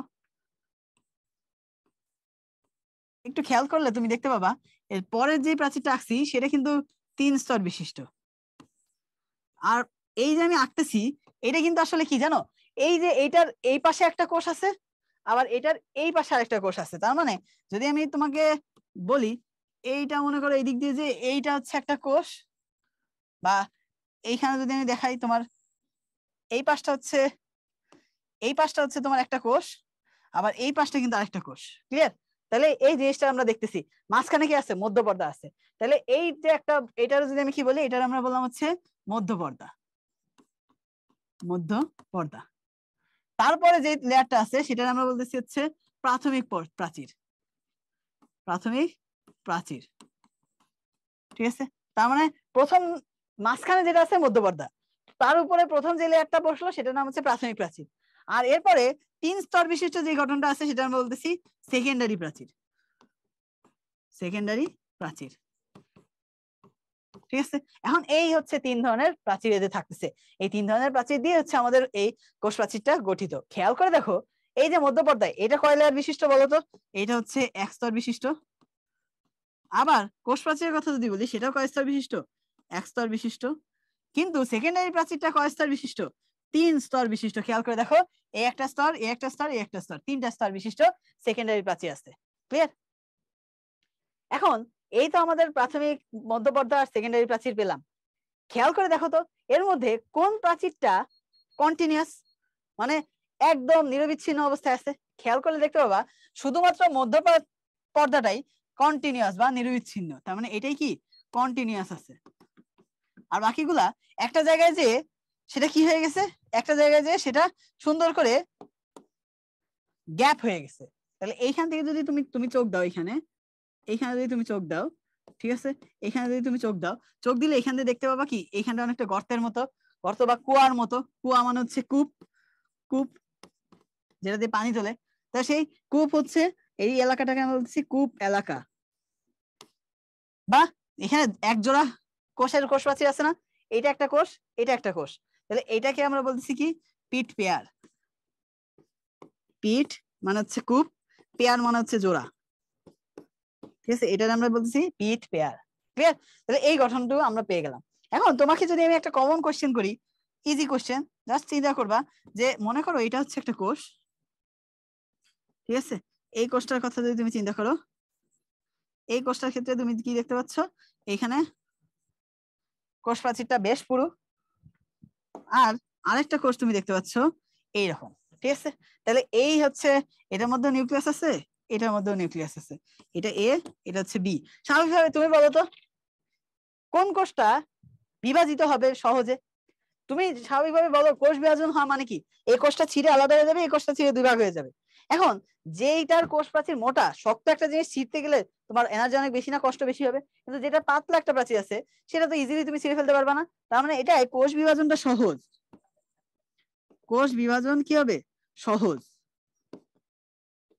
তাই তো? তাহলে কোষ বিভাজন যেটা সহজ সেটা আসলে কোন ধরনের, যেটার প্রাচীরটা পাতলা। তাহলে যেসব বিভাজনক্ষম কোষগুলো আছে তাদের ক্ষেত্রে প্রাচীর কিন্তু পাতলা হয়। আর প্রাচীর মোটা করার জন্য এর মধ্যে থেকে কোনটা রেসপন্সিবল, কমন সেন্স বলো তো? দেখো এই যে সেকেন্ডারি প্রাচীর এইটাই কিন্তু 3 লেয়ার বিশিষ্ট। এটা যদি না থাকে তাহলে দেখবা তোমার, যদি আমি বলি যে এইখানে এইখানে এইটা নাই, এইটাতে যদি এটা না থাকে তাহলে খেয়াল করে দেখো এই কোষ প্রাচীরটা চিকন হয়ে গেল না অনেক? এই 3টা থাকার কারণেই তো মোটা হয়েছে। তাহলে এই যে কোষ বিভাজন ক্ষমতা বিশিষ্ট বা ভাজক টিস্যুতে আমাদের কি থাকে না, ভাজক টিস্যুতে আমাদের এই সেকেন্ডারি প্রাচীর থাকে না, সেকেন্ডারি প্রাচীর থাকে না। ক্লিয়ার? তাহলে সেকেন্ডারি প্রাচীরটা এখানে থাকতেছে না। এই জিনিসগুলো আমরা এখান থেকে দেখে ফেললাম। এখন যা যা দেখছি সেগুলোই দেখো আমাদের এখানে সুন্দর করে বলা আছে। এই যে 3টা ভিন্ন ভিন্ন স্তরে বিভক্ত থাকে, এই 3টা বিভিন্ন ভিন্ন স্তরের মধ্যে প্রথমটা হচ্ছে মধ্যপর্দা, মাঝখানে থাকে। এটা আসলে কোথা থেকে হয়, টেলোফেজ কোষ বিভাজনের সময় মাঝখান দিয়ে যে সাইটোকাইনেসিস যখন হয় তখন দেখা যায় যে সাইটোপ্লাজম থেকে আসা যে ফ্ল্যাগমোপ্লাস্ট, এই যে ফ্ল্যাগমোপ্লাস্ট আর গলজি বডি থেকে আসবে হচ্ছে পেকটিন জাতীয় কিছু পদার্থ বা ভেসিকল, এইগুলো মিলে মধ্যপর্দাটা সৃষ্টি করে। তাহলে পেকটিন আর হচ্ছে ফ্ল্যাগমোপ্লাস্ট এটা নিলেই তৈরি করা হচ্ছে মধ্যপর্দা। ক্লিয়ার? তারপর হচ্ছে এর উপরে দেখা যায় যে এরকম আমাদের সেলুলোজ, হেমিসেলুলোজ, জাইলোগেন এগুলো হচ্ছে মিলে তৈরি করা হচ্ছে প্রাথমিক প্রাচীর। তার উপর লিগনিন, সুমিরিন, সেলুলোজ, হেমিসেলুলোজ এগুলো মিলে তৈরি করা হচ্ছে সেকেন্ডারি প্রাচীর। ঠিক আছে? এই হচ্ছে আমাদের গঠন এই দেখো দ্বিতীয় স্তর হচ্ছে আমাদের প্রাথমিক প্রাচীর, বলছিলাম যে সেলুলোজ থাকবে, হেমিসেলুলোজ থাকবে, গ্লাইকোপ্রোটিন থাকবে, এগুলা মিলে তৈরি করবে। তারপর কোষ প্রাচীরের প্রাথমিক উপাদান কোন? প্রধান উপাদান সেলুলোজ, আগেই বলে আসছি তোমাদের। এই যে এরপরে দেখো সেলুলোজ লিগনিন জমা হয়ে সেকেন্ডারি প্রাচীর তৈরি করে। ক্লিয়ার? এটা হচ্ছে তৃতীয় স্তর। যেটা তোমাদের বলছি ভাজক কোষ বা যেটাতে বিপাক বা কোষ বিভাজন বেশি হয় সেটাতে সেকেন্ডারি কোষ প্রাচীর থাকে না। ক্লিয়ার? এই জিনিসগুলো আমরা বলছি। কূপ এলাকা, এটা হচ্ছে সবচেয়ে পাতলা এলাকা, কারণ এখানে কি থাকে? পিট পেয়ার বা কূপ এলাকার মধ্যে, এই এলাকার মধ্যে শুধুমাত্র মধ্যপর্দা আছে, আর অন্য কিছু নাই। ক্লিয়ার? তাহলে এইগুলো আমরা পেয়ে গেছি, এই জিনিসগুলো আমরা পেয়ে গেছি। তাহলে এখন দেখো এইগুলো যদি আসে প্লাজমোডেজমাটা, বলছিলাম যে আমাদের সূক্ষ্ম নলাকার সাইটোপ্লাজমিক সংযোগ পথটারে বলতেছি প্লাজমোডেজমাটা বা প্লাজমোডেজমা। ঠিক আছে? এটা কি সংযোগ স্থাপন করে আর হচ্ছে খাদ্যবস্তু বিভিন্ন পরিবহনের কাজ টাজ করে।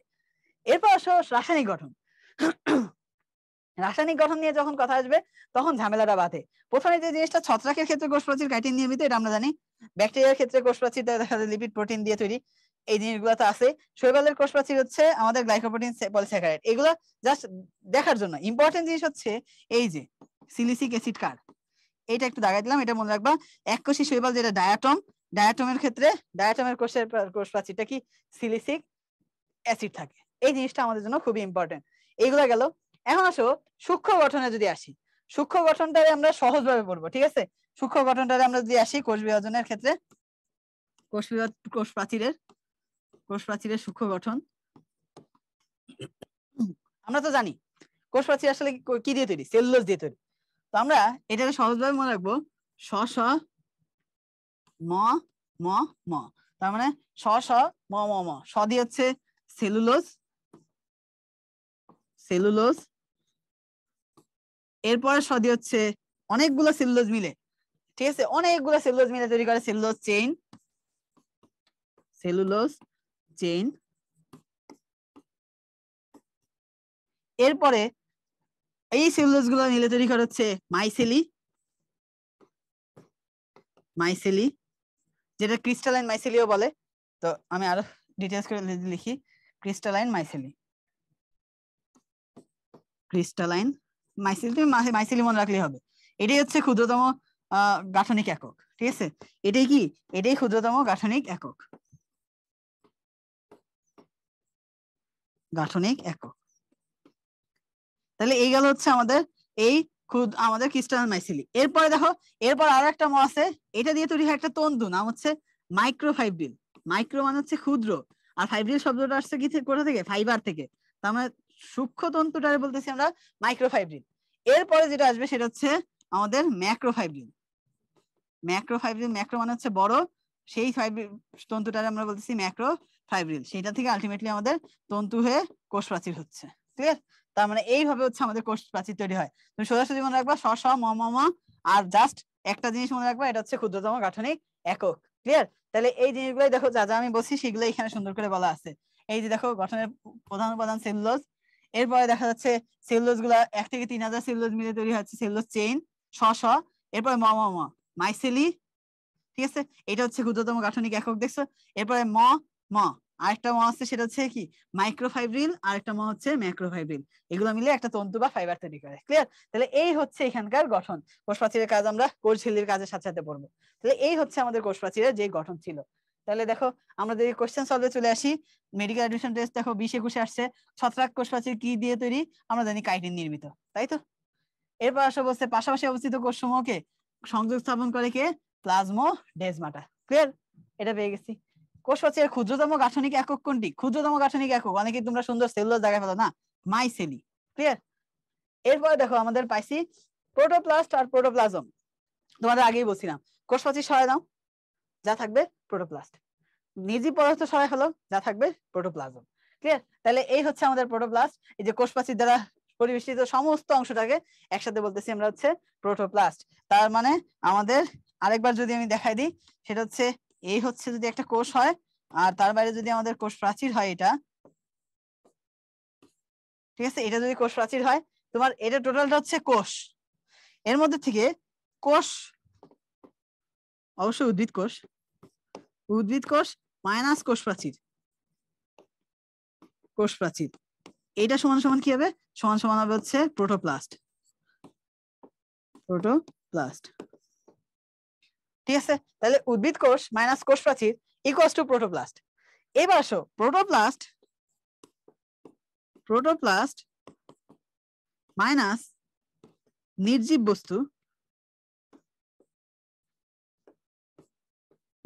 বস্তু ইকুয়ালস টু হবে প্রোটোপ্লাজম, ইকুয়ালস টু কি হবে প্রোটোপ্লাজম। তাহলে এই জিনিসগুলো আমরা এখান থেকে পেয়ে গেলাম। তাহলে এই জিনিসগুলোই দেখো আমাদের সুন্দর করে এখানে বলা আছে, এই সমস্ত পদার্থটা প্রোটোপ্লাজম বিক্রিয়ার ফলে নির্জীব বস্তু কোষের বাইরে আমাদের সাইটোপ্লাজম বা কোষাঙ্গ গহ্বরে জমা হয়, এই জিনিসগুলো আমরা এখান থেকে পেয়ে গেছি। এবার আসলে প্রোটোপ্লাজমের ক্ষেত্রে আমাদের সেরকম ভাবে আসলে জানার কিছুই নাই। এখান থেকে অর্ধস্বচ্ছ জেলির মধ্যে কলয়েডাল ধর্মী পদার্থ, এটা হচ্ছে আমাদের প্রোটোপ্লাজম, এটাকে বলা হচ্ছে আমাদের জীবনের ভৌত ভিত্তি।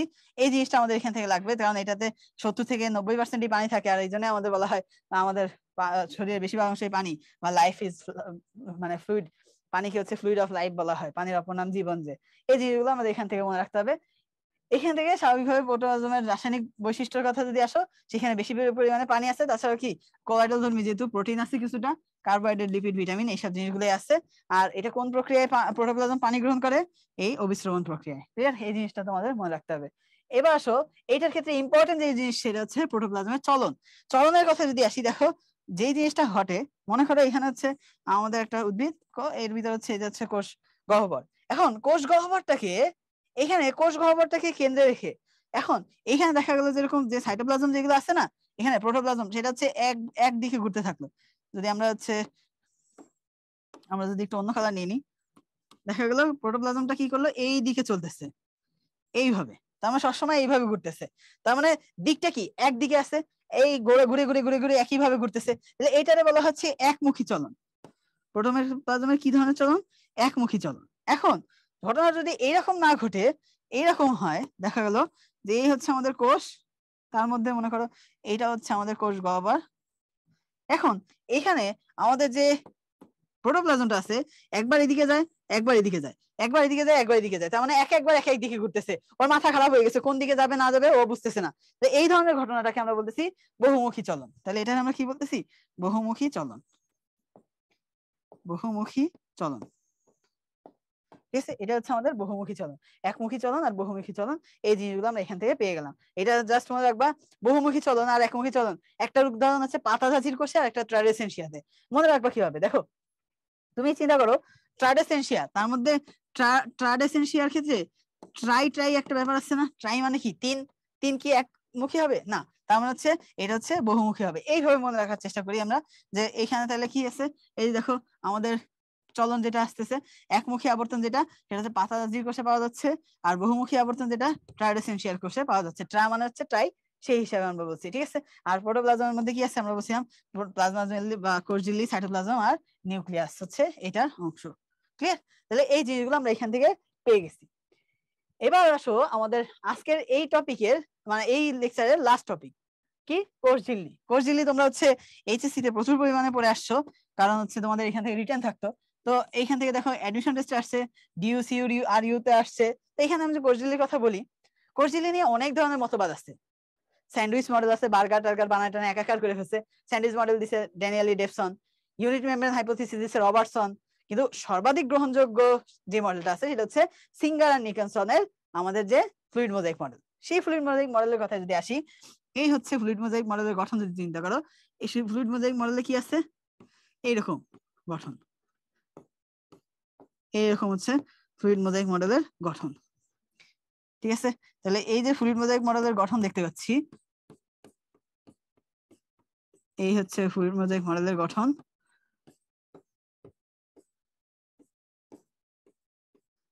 এই হচ্ছে ফ্লুইড মোজাইক মডেলের গঠন। সেখানে দেখো এই যে লেয়ারটা দেখতে পাচ্ছ, এটা হচ্ছে কি ফসফেট মাথা, সরি আমাদের এই যে এই অংশটা যে দেখতে পাচ্ছ, আমি যদি এটা সেম কালারের যদি করি, এই যে মাথাটা দেখতে পাচ্ছ, এটা হচ্ছে মাথা আর এটা হচ্ছে লেজ।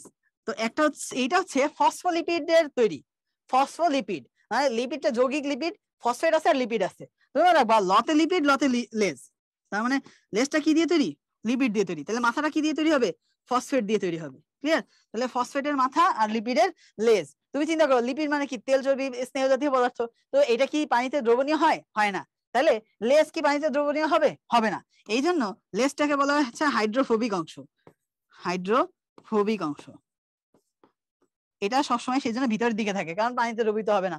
আর কোষের ভিতরে তো সাইটোপ্লাজম আছে, পানি বেশি, সেই জন্য এই ভিতরটা এটা হচ্ছে সাইটোপ্লাজম। ঠিক আছে, তাহলে এইখানে সাইটোপ্লাজম যেহেতু, তাহলে এখানে কি থাকা লাগবে? এই ফসফেট মাথাটা থাকা লাগবে, যেটা পানির প্রতি আকর্ষী। এটা হচ্ছে হাইড্রোফোবিক বা পানি বিকর্ষী, আর ফসফেট হচ্ছে কি পানি আকর্ষী। পানি আকর্ষী, ঠিক আছে, তাহলে এটা হচ্ছে পানি আকর্ষী গেল। তাহলে ফসফোলিপিডের বাইলেয়ার আছে, তাহলে প্রথমে একটা কি পাইলাম, এটার কোষ গঠনে ফসফোলিপিড বাইলেয়ার। ফসফোলিপিড বাইলেয়ার,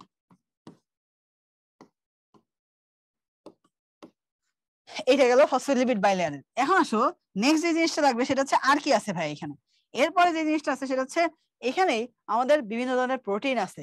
দেখা যায় যেরকম কিছু কিছু প্রোটিন আছে বাইরের দিকে থাকে, কিছু কিছু প্রোটিন আছে এপার ওপার মিলায় থাকে, আর কিছু কিছু প্রোটিন আছে এই যে লিপিডের সাথে সম্পৃক্ত অবস্থায় থাকে। ঠিক আছে, তাহলে এই যে আমাদের, তার মানে আমরা 2 নম্বর পয়েন্ট কি পেলাম? 2 নম্বর পয়েন্ট আছে এই যে এক ধরনের প্রোটিন যেটা বাইরের দিকে থাকে। পেরিফেরি মানে কি? বাইরের দিক না? পেরিফেরি মানে হচ্ছে বাইরের দিক।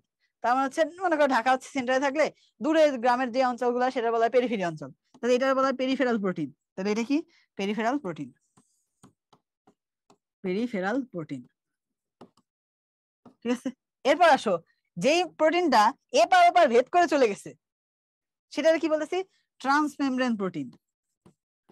Transmembrane protein, transmembrane protein. আর যেটা হচ্ছে লিপিডের সাথে যুক্ত অবস্থায় আছে সেটা হচ্ছে লিপিড সম্পৃক্ত প্রোটিন। লিপিড সম্পৃক্ত প্রোটিন, ঠিক আছে, এটা হচ্ছে লিপিড সম্পৃক্ত প্রোটিন। তার মানে এখানে কি আছে? 3 ধরনের প্রোটিন আছে। 3 ধরনের প্রোটিন আছে, তাহলে এইটা আমরা পেয়ে গেছি 3 ধরনের প্রোটিন আছে। এছাড়া আর কি আছে? এছাড়া এখানে দেখো লিপিড গেছে, প্রোটিন গেছে, কার্বোহাইড্রেট থাকবে না, এটা কেমন দেখায় না? তাহলে দেখো এখানে কি আছে? এই যে প্রোটিন আছে কিছু কিছু, এই প্রোটিনের সাথে যুক্ত আছে কিছু শর্করা। ঠিক আছে, এরকম কিছু শর্করা আছে যুক্ত, এরকম কিছু শর্করা আছে প্রোটিনের সাথে। আবার এই যে লিপিড যে আছে, এই লিপিডের সাথে কিছু শর্করা যুক্ত থাকে। তার মানে এই যে লিপিড আছে, এই লিপিডের সাথে মনে করো যে এখানে যদি দেখাই, এখানে এরকম কিছু শর্করা যুক্ত অবস্থায় আছে। প্রোটিনের সাথে কিছু শর্করা আছে, লিপিডের সাথে কিছু শর্করা আছে। শর্করাটা শব্দটা আসছে গ্লাইকো থেকে, আর লিপিডের সাথে যখন যুক্ত হয় তখন সেটা বলা হয় গ্লাইকোলিপিড। এটার নাম কি হয়ে যায়? গ্লাইকোলিপিড। গ্লাইকোলিপিড। আর যখন প্রোটিনের সাথে যুক্ত হয় তখন এটার নাম হয়ে যায় গ্লাইকোপ্রোটিন। কি? গ্লাইকোপ্রোটিন। গ্লাইকো আসছে গ্লুকোজ থেকে, আর লিপিড আর প্রোটিন মিলে গ্লাইকোপ্রোটিন, গ্লাইকোলিপিড। ক্লিয়ার? এই ঘটনাগুলো আমরা এখান থেকে পেয়ে গেলাম। এইবার আসো, এইটা তো গেল আমাদের গ্লাইকোলিপিড গ্লাইকোপ্রোটিনের হিসাব। দুইটাকে একসাথে আমরা কি বলবো? দুইটাকে একসাথে আমরা বলবো হচ্ছে গ্লাইকোক্যালিক্স। তার মানে এই দুইটাকে একসাথে আমরা বলতেছি গ্লাইকোক্যালিক্স। তাহলে আমি একটু অন্য কালার নিয়ে নিই। এই দুইটাকে একসাথে আমরা বলতেছি গ্লাইকোক্যালিক্স। গ্লাইকোলিপিড আর গ্লাইকোপ্রোটিনকে একসাথে বলতেছি হচ্ছে কি? গ্লাইকোক্যালিক্স। তাহলে এই হচ্ছে আমাদের এই যে অংশটা, আমরা 3 নাম্বার কি পাইলাম? 3 নাম্বার আমরা পেয়ে গেছি গ্লাইকোক্যালিক্স। গ্লাইকোক্যালিক্স এই হচ্ছে আমাদের মেইন উপাদান। ঠিক আছে, এছাড়া আর কি আছে? এছাড়া এখানে দেখা যাচ্ছে চাঁদেরও তো কলঙ্ক আছে, এদের ক্ষেত্রেও কলঙ্ক থাকবে। কি? এখানে দেখা যাবে এরকম কোলেস্ট্রল থাকতেছে, তাহলে এরকম ভিতরে ভিতরে কি আছে? কোলেস্ট্রল থাকে। তার মানে ভিতরে ভিতরে কোলেস্ট্রল থাকে। তাহলে এই হচ্ছে একটা ফ্লুইড মোজাইক মডেল এর বিবরণ। ঠিক আছে, এখান থেকে এগুলো আমাদের লাগবে। তো এই জিনিসটা দেখো আমরা এখান থেকে যা যা পাইলাম, দেখো এইবার দেখে নি। এই যে আমাদের ফ্লুইড মোজাইক মডেল, এটা হচ্ছে সবার আগে আমাদের কার্ল ক্র্যামেলি সবার প্রথম হচ্ছে ঝিল্লিকে প্লাজমা মেমব্রেন বলছিল, সেখান থেকে প্লাজমা মেমব্রেন শব্দটা আসছে, বায়োমেমব্রেনও বলা হয়। ফ্লাওয়ার হচ্ছে প্লাজমা কথাটা বলছে। আর এর মধ্যে মাইক্রোভিলাই থাকে। মাইক্রোভিলাইটা কি আসলে সেটা দেখি। দেখো এই যদি আমরা বলি, এইখানে এরকম আঙ্গুলের মতো কিছু অভিক্ষেপ থাকে, যেটা আসলে কি করে? শোষণ তলকে বাড়ায় দেয়। তার মানে তুমি যদি এখানে যতটুকু দেখতে পাচ্ছ এইটুক এরিয়া, তার মানে সে দখল করতেছে হচ্ছে এইটুক এরিয়া। মানে আমার যদি আমি হচ্ছে বলি, এখানে আসলে তার দখল করতেছে কতটুকু এরিয়া? এইটুক এরিয়া। কিন্তু মানে এটা যদি তুমি সোজাসুজি রাখতা, নর্মালি কোষটা যদি থাকতো তখন হচ্ছে এরকম হইতো। এরকম হইতো, তার মানে এইটুকু এরিয়া দখল করতো। কিন্তু এই কোষ ঝিল্লি থাকার কারণে এইটারে যদি তুমি এখান থেকে কাটো, এইটুকু কাটো, কাটার পরে তুমি যদি সুতার মতো লম্বা করো তখন দেখবে এত বড় জায়গা দখল করছে। আসলে কোন জায়গার মধ্যে, এইটুকু জায়গার মধ্যে এত জায়গা দখল করছে না, এখানে আসলে শোষণ তল বেড়ে যায়, এই যে এইসব জায়গায় শোষণ হয়। এই জন্য এটা হচ্ছে আমরা মাইক্রোভিলাই, আঙ্গুলের মতো ছোট ছোট বিক্ষেপ, আমরা শোষণ চ্যাপ্টার, পরিপাক ও শোষণ চ্যাপ্টার পড়ছি, সেখানে কিন্তু এটা পাই। তাহলে এই হচ্ছে মাইক্রোভিলাই, এই হচ্ছে আমাদের কোষের ভিতরে যেটা থাকে সেটা হচ্ছে আমাদের এই কোষের স্বাভাবিকভাবে কি করতেছে, শোষণ তলটাকে বাড়ায় দিচ্ছে। এখন একটা কোষ আছে, সেটার ভিতরে মনে করো তরল পদার্থ যদি খেতে চায়, তাহলে এই যে ছোট ছোট মনে করো তরল পদার্থকে ভিতরে নিয়ে নিতে যাচ্ছে, এটা পানি বা তরল, পানি একটা তরল না, সেই জন্য এই প্রক্রিয়াটাকে বলে পিনোসাইটোসিস। পিনোসাইটোসিস, সাইটোসিস, সিস মানে কি, প্রক্রিয়া। পিনোসাইটোসিস, সাইট মানে হচ্ছে কোষ, কোষের মধ্যে পানি বা তরল পদার্থ মনে রাখবা, সহজে মনে রাখার জন্য পানি বলি। তো তরল পদার্থকে কোষের মধ্যে নিয়ে যাওয়ার প্রক্রিয়াকে বলা হয় পিনোসাইটোসিস, আর যে নিয়ে যায় তার নাম হচ্ছে পিনোসাইটিক ভেসিকল। এটাই দেখো আমাদের এখানে বলা আছে, এই হচ্ছে পিনোসাইটিক ভেসিকল, ঠিক আছে, বা ফোস্কা। এটা প্রাণী কোষে মেনলি দেখা যায়। আর যদি এখানে পিনোসাইট না হয়ে, পানি না হয়ে কঠিন পদার্থ হইতো, যেমন জীবাণু, বিভিন্ন ধরনের জীবাণু, সেই জীবাণুর ক্ষেত্রে যে ঘটনা ঘটে সেটা বলা হচ্ছে ফ্যাগোসাইটোসিস, ঠিক আছে। জীবাণু বা হচ্ছে কঠিন কিছু যদি হয়, কঠিন যদি কিছু হয় তাহলে সেটা বলা হয় ফ্যাগোসাইটোসিস, ফ্যাগোসাইটোসিস, ঠিক আছে। তাহলে এই হচ্ছে আমাদের এখানকার যে অংশটা পেয়ে গেলাম। তাহলে এই হচ্ছে আমাদের এই ঘটনা। এখানে দেখো বিভিন্ন ধরনের মডেল আছে, সেটার কথা বলছি তোমাকে, যেটা আমি আগেই বলে আসছি যে এটা হচ্ছে সুনির্দিষ্ট মডেল, হচ্ছে সাইন্ডিস মডেল। কে বলছে? ড্যানিয়েলি ডেভসন বলছে। এরপরে দেখা যাচ্ছে যেরকম আমাদের এই যে ইউনিট মেমব্রেন হাইপোথিসিস দিচ্ছে রবার্টসন, যেটা আগে বলে আসছি, আর Singer Nicolson fluid mosaic model দিচ্ছে। এখন এই যে আমাদের ইউনিট মেমব্রেন, সেটাও হচ্ছে ঘুরে ফিরে যে প্লাজমা মেমব্রেনের একটা ইউনিট মডেল, এটা হচ্ছে বলছিল, এটা নিয়ে আমাদের চিন্তা নাই। যেটা আমাদের চিন্তা হচ্ছে সেটা হচ্ছে কোষ ঝিল্লি নিয়ে, এটা কিন্তু আমরা ডিটেলস পড়ে ফেলছি, দেখছো। এই হচ্ছে আমাদের গ্লাইকোপ্রোটিন, তার মানে প্রোটিনের সাথে যুক্ত হয়েছে কোলেস্ট্রল আছে, এই যে কোলেস্ট্রল। এরপর লিপিড সম্পৃক্ত প্রোটিন, এই যে লিপিডের সাথে যুক্ত হয়ে আছে।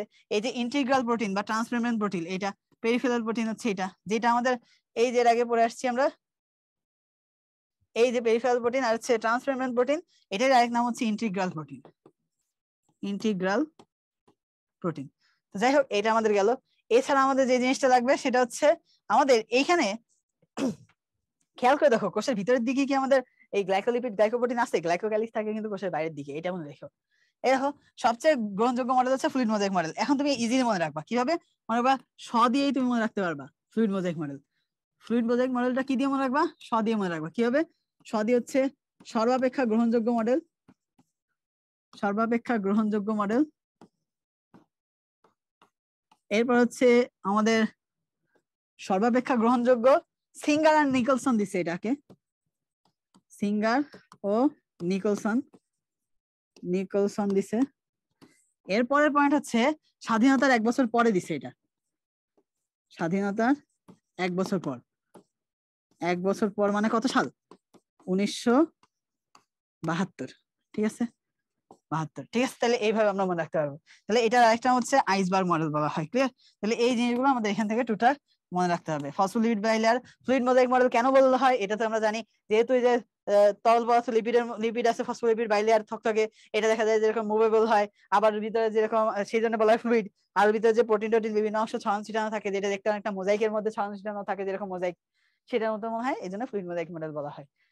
তাহলে এই হচ্ছে আমাদের ঘটনা গেল। এবার আসো আমাদের এই যে মেমব্রেনের ভিতরে যে প্রোটিন গুলো আছে, 3 ধরনের প্রোটিন, এইগুলোর আসলে কাজ কি সেটা নিয়ে প্রথমে আসো। প্রোটিনের কথা হচ্ছে, প্রোটিন হচ্ছে কি, মেইন কাজ হচ্ছে এর ভিতরে এই তোমার মনে করো যেরকম লিপিড বাইলেয়ার যেটা আছে, সেটা দিয়ে আসলে এক কোষ থেকে আরেক কোষে কিন্তু জিনিসপত্র যাইতে পারবে না, কারণ লিপিড বাইলেয়ার দিয়ে আটকা। তাহলে কোষের যে বিভিন্ন এক জায়গা থেকে আরেক জায়গায় যদি বিভিন্ন উপাদান যাইতে চায়, তাহলে সেটা কি করতে পারবে? সেটার জন্য কিন্তু আমাদের কি আছে? প্রোটিন আছে, ট্রান্সমেমব্রেন ট্রান্সফার করার জন্য হেল্প করতেছে, তাই না? তাহলে এরকম প্রোটিন আছে। এটা কি করতেছে? হরমোন, নিউরোট্রান্সমিটার, রিসেপ্টর, এগুলা সম্পর্কে, এগুলা হচ্ছে কাজ করতেছে, রিসেপ্টর হিসেবে কাজ করতেছে। তার মানে হচ্ছে বিভিন্ন ধরনের সিগন্যাল রিসিভ করতে হেল্প করতেছে এই অংশটা। কারণ আমরা জানি প্রোটিন তো আসলে কি, আসলে বিভিন্ন ধরনের হরমোনের মধ্যে বিভিন্ন ধরনের প্রোটিন থাকে, নিউরোট্রান্সমিটার, রিসেপ্টর, এগুলা। এরপর বিভিন্ন ধরনের চ্যানেল হিসেবে কাজ করতেছে, যেটা বিভিন্ন আয়ন টায়ন এগুলা ট্রান্সপোর্ট করতেছে, যে ট্রান্সমেমব্রেন প্রোটিনের কথা বলছিলাম। এরপর হচ্ছে এনজাইম হিসেবে কাজ করে বললাম, যেটা হচ্ছে মেমব্রেন বাউন্ড এনজাইম, যেরকম অ্যাডিনাইল সাইক্লেজ। এইটা হচ্ছে আমাদের খুবই ইম্পর্টেন্ট একটা কোশ্চেন, যে এই যে মেমব্রেন বাউন্ড ট্রান্সফার, এটা কি সাইক্লিন, এটা থেকে সাইক্লিন এমপি সংশ্লেষণ করে, এগুলো ইম্পর্টেন্ট। এই জিনিসগুলো হচ্ছে আমাদের এখানকার মেইন কাজ, ক্লিয়ার? এবার আসো কোষ ঝিল্লির ক্ষেত্রে গ্লাইকোক্যালিক্স বলছিলাম, কোলেস্ট্রল বলছিলাম, এই জিনিসগুলো আমরা এখান থেকে দেখতেছি। এইটা হচ্ছে আমাদের কোলেস্ট্রল কি করতেছে, সেল সারফেসের পারমিয়াবিলিটি বাড়ায় দিচ্ছে, ভেদ্যতা বাড়ায় দিচ্ছে, ঠিক আছে। তাহলে এই জিনিসগুলো, আর এটা যে পরিবর্তন করতেছে স্থান, সেই জন্য ফ্লিপ ফ্লপ মুভমেন্ট বলা হচ্ছে। এগুলো আমরা পেয়ে গেছি। এখন কাজের কথায় আসো। কাজের কথা যদি বলি, কোষ ঝিল্লি কোষ প্রাচীরের অলমোস্ট কাজ সেম, কিন্তু কোষ ঝিল্লিতে কিছু একটু ভিন্ন আছে। যেরকম এটা হচ্ছে আমাদের ওই অ্যান্টিবডি তৈরি, অ্যান্টিবডি পাওয়া যায় এখানে, যেরকম আমাদের লোহিত রক্তকণিকায় যে ব্লাড গ্রুপিং অ্যান্টিবডি আছে সেটা। তো যাই হোক, আমাদের প্রথম তুমি চিন্তা করবা কি, কোষ প্রাচীরের কথা বললেই তোমার মাথায় আসবে একটা ঘর। কোষ প্রাচীর কি একটা ঘর না? কোষ প্রাচীরটা ঘরের কি বলতো, দেয়াল না? তাহলে দেয়াল কি কি করতেছে বলতো, দেয়াল একটা আকৃতি দিচ্ছে, সুগঠন সুগঠিত করে রাখতেছে। দেয়ালটা আর কি করতেছে বলো, দেয়ালটা হচ্ছে কি একটা কাঠামো। এটা কি বাইরের থেকে প্রতিরক্ষা দিচ্ছে না, ঝড় বাদল বৃষ্টি থেকে প্রতিরক্ষা দিচ্ছে। দেয়ালের মধ্যে দিয়ে দেখো পাইপ টাইপ যাচ্ছে, তার মানে বিভিন্ন কিছু পরিবহন করতেছে। আমাদের পানি লাইনের, সোয়ারেজের লাইনে, যাই হোক যেটা হোক, তো লাইনে এগুলো কি পরিবহন করে নিয়ে যাচ্ছে না, বিভিন্ন ধরনের বর্জ্য পদার্থ বের করে দিচ্ছে। এরপর দরজা আছে আমাদের ইসে, ঘরে দেয়ালে, সেটা দিয়ে কি এক রুম থেকে আরেক রুমে ট্রান্সফার করতেছি আমরা জিনিসপত্র, আমরা নিজেরা ট্রান্সফার হচ্ছি। ঘরের মধ্যে রান্না করে, চিন্তা করো রান্নাঘরের মধ্যে রান্না বান্না হচ্ছে, তার মানে এই কোষের মধ্যে রান্না বান্না হবে, বিভিন্ন ধরনের অঙ্গাণু সংশ্লেষ করবে। এইসব জিনিসপত্র এখানে দেখো পাবা। এই যে প্রতিকূল পরিবেশ থেকে রক্ষা করতেছে, এর ভিতরে বিভিন্ন বস্তু স্থানান্তর হচ্ছে, একটু আগে যেটা বললাম, কাঠামো হিসেবে কাজ করবে, এটাও আমি একটু আগে বলছি। ভেতর থেকে বাইরে, বাইরে থেকে ভিতরে বস্তু স্থানান্তর দরজা দিয়ে বলছিলাম। বিভিন্ন সংশ্লেষণ করতে পারে বিভিন্ন অঙ্গাণু, এটা আগে বলছি রান্নাঘরের কথা। এরপর দেখো তথ্যের ভিত্তি হিসেবে কাজ করে, যে বলে না দেয়ালেরও কান আছে, ঠিক সেরকম মনে রাখবে, এটা হচ্ছে তথ্যের ভিত্তি হিসেবে কাজ করে। এবার পারস্পরিক বন্ধন, বৃদ্ধি, চলন, এইসব কাজে ভূমিকা করে। ফ্যাগোসাইটোসিস একটু আগে বললাম, ফ্যাগোসাইটোসিস, স্পিনোসাইটোসিস, এইসব প্রক্রিয়ায় এরা বিভিন্ন বস্তু গ্রহণ করে। তরল হচ্ছে স্পিনোসাইটোসিস, কঠিন হলে ফ্যাগোসাইটোসিস। এনজাইম, অ্যান্টিজেন ক্ষরণ, বিভিন্ন নিউরোট্রান্সমিটার, হরমোন, এগুলা, স্নায়ু উদ্দীপনা সংবহন, ব্যাকটেরিয়া কোষ ঝিল্লি ভাঁজ হয়, এই জিনিসগুলো হচ্ছে আমরা এখান থেকে কাজ পাচ্ছি। এছাড়াও অ্যান্টিবডি তৈরি করতে এটা আমরা পেয়ে যাই। কোষ ঝিল্লির বিভিন্ন অবস্থা। মাইক্রোভিলাই কিন্তু আমরা অলরেডি দেখে পাচ্ছি। মাইক্রোভিলাই, এই যে দেখো, অভিক্ষেপগুলো প্রতি সেকশে 3000 পর্যন্ত হইতে পারে, এটা শোষণ আয়তন বৃদ্ধি করে দেয়। ডেসমোজোম কিছুই না আসলে, এই যে আমাদের কোষ ঝিল্লির মধ্যে টনোফাইবিল নামক ফাইবার থাকে, ঠিক আছে। এইগুলা ফিলামেন্ট যুক্ত বৃত্তাকার যে অঞ্চলটা আছে দুইটার সাথে, এই যে প্লাজমোডেজমাটার মধ্যে অনেকটা, এটা আমরা বলতেছি এই ডেসমোজোম। ফ্যাগোসাইটিক ভেসিকল আর পেনোসাইটিক ভেসিকল। ফ্যাগোসাইটিক বলছিলাম কঠিন পদার্থ খেয়ে ফেলার জন্য যেটা আছে, যে গহ্বর সৃষ্টি করে, তাকে হচ্ছে ফ্যাগোসাইটিক ভেসিকল। আর ফাটল দিয়ে যদি আমাদের কোনো জায়গা আছে তরল পদার্থ চলে আসে, সেটা হচ্ছে আমাদের পেনোসাইটিক ভেসিকল। ক্লিয়ার? এই জিনিসগুলো আমরা পেয়ে গেছি। এবার আসো কোষ প্রাচীর আর কোষ ঝিল্লি। পার্থক্য তো তুমি বুঝতেছি, প্রথম পার্থক্য সজীব আর নির্জীব, তাই না? আমরা সজীবতার দিক দিয়ে যদি চিন্তা করি, কোষ প্রাচীর হচ্ছে নির্জীব বা জড়, আর এটা হচ্ছে সজীব, তাই তো? অবস্থানের কথা যদি চিন্তা করি, উদ্ভিদ কোষের বাইরের দিকে থাকতেছে, আর কোষ ঝিল্লির, উদ্ভিদ প্রাণী সব জায়গায় থাকে, উদ্ভিদ কোষ হচ্ছে কোষ ঝিল্লির, কোষ প্রাচীরের ভিতরে থাকে। গঠন হচ্ছে এটা সেলুলোজ নির্মিত। আর কোষ ঝিল্লি আমাদের লিপোপ্রোটিন, মানে ফসফোলিপিডের বাইলেয়ার সাথে প্রোটিন থাকতেছে। মেইনলি তুমি যেখানেই পাবা কোষ ঝিল্লি, কোষ প্রাচীর কিন্তু সেলুলোজ, ছত্রাকের ক্ষেত্রে কাইটিন, আর যে কোনো অঙ্গাণুর ক্ষেত্রে যখন তুমি কোষ ঝিল্লি পাবা, তখন সেটা মনে রাখবা বেশিরভাগ ক্ষেত্রে হওয়ার চান্স হচ্ছে লিপোপ্রোটিন। ক্লিয়ার? তাহলে এটা লিপিড আর প্রোটিন দিয়ে তৈরি হচ্ছে, এটা পেয়ে গেলাম। এবার কাজের ক্ষেত্রে যদি আসি, এটা আকার আকৃতি নিয়ন্ত্রণ করতেছে, কোষকে দৃঢ়তা প্রদান করতেছে। আর এটা বাকি যে আমি একটু আগে বলছিলাম বেশিরভাগ কাজ করতেছিল সেগুলা। অলঙ্করণ দেখা যায়, যেরকম এটাতে দেখা যায় কি, অলঙ্করণ দেখা যায় যে সেকেন্ডারি লেয়ার টেয়ার হয়, এগুলা কিন্তু আমাদের তো সেকেন্ডারি প্রাচীর টাচীর এগুলো তো কিছু আমাদের কোষ ঝিল্লিতে নাই, তাই না? তাহলে এবার আসলে আমাদের প্রিভিয়াস ইয়ারের কোশ্চেনে যদি আসি, আমাদের এখানে বলছে যেরকম আবরণী কলায় নিচের কোনটি নাড়াচাড়ার কাজে ব্যবহৃত হয়। দেখো, আমাদের ডেসমোজোম, বিলাই, সিলিয়া আর মাকুদন্ড। আসলে সিলিয়া হচ্ছে আমাদের চলাচলে সাহায্য করতেছে, ঠিক আছে, নাড়াচাড়ায় সাহায্য করবে। এরপর আসলে প্লাজমা মেমব্রেনের বহুল গ্রহণযোগ্য ফ্লুইড মোজাইক মডেল কে দেয়? দিয়ে পড়ছিলাম, সিঙ্গার অ্যান্ড নিকলসন। ক্লিয়ার? তাহলে দেখো, আমরা দেখতে দেখতে আমাদের এই যে কোষের গঠন, সেটার প্রথম লেকচারের একেবারে শেষ প্রান্তে চলে আসছি। তাহলে এই যে আমাদের কোষ কোষ আদর্শ উদ্ভিদ কোষ, তারপর হচ্ছে বিভিন্ন ধরনের কোষের প্রকারভেদ, তারপর হচ্ছে কোষ প্রাচীর, কোষ ঝিল্লি, এইখান থেকে যেসব কোশ্চেন গুলো আসতে পারে সেগুলো নিয়ে আমরা বিস্তারিত আলোচনা করলাম। আমাদের আজকের ক্লাস এই পর্যন্তই। ইনশাল্লাহ পরবর্তীতে আবার কোন একটা ক্লাসে তোমাদের সাথে দেখা হবে। ততদিন পর্যন্ত ভালো থাকো, সুস্থ থাকো। আল্লাহ হাফেজ। আসসালামু আলাইকুম।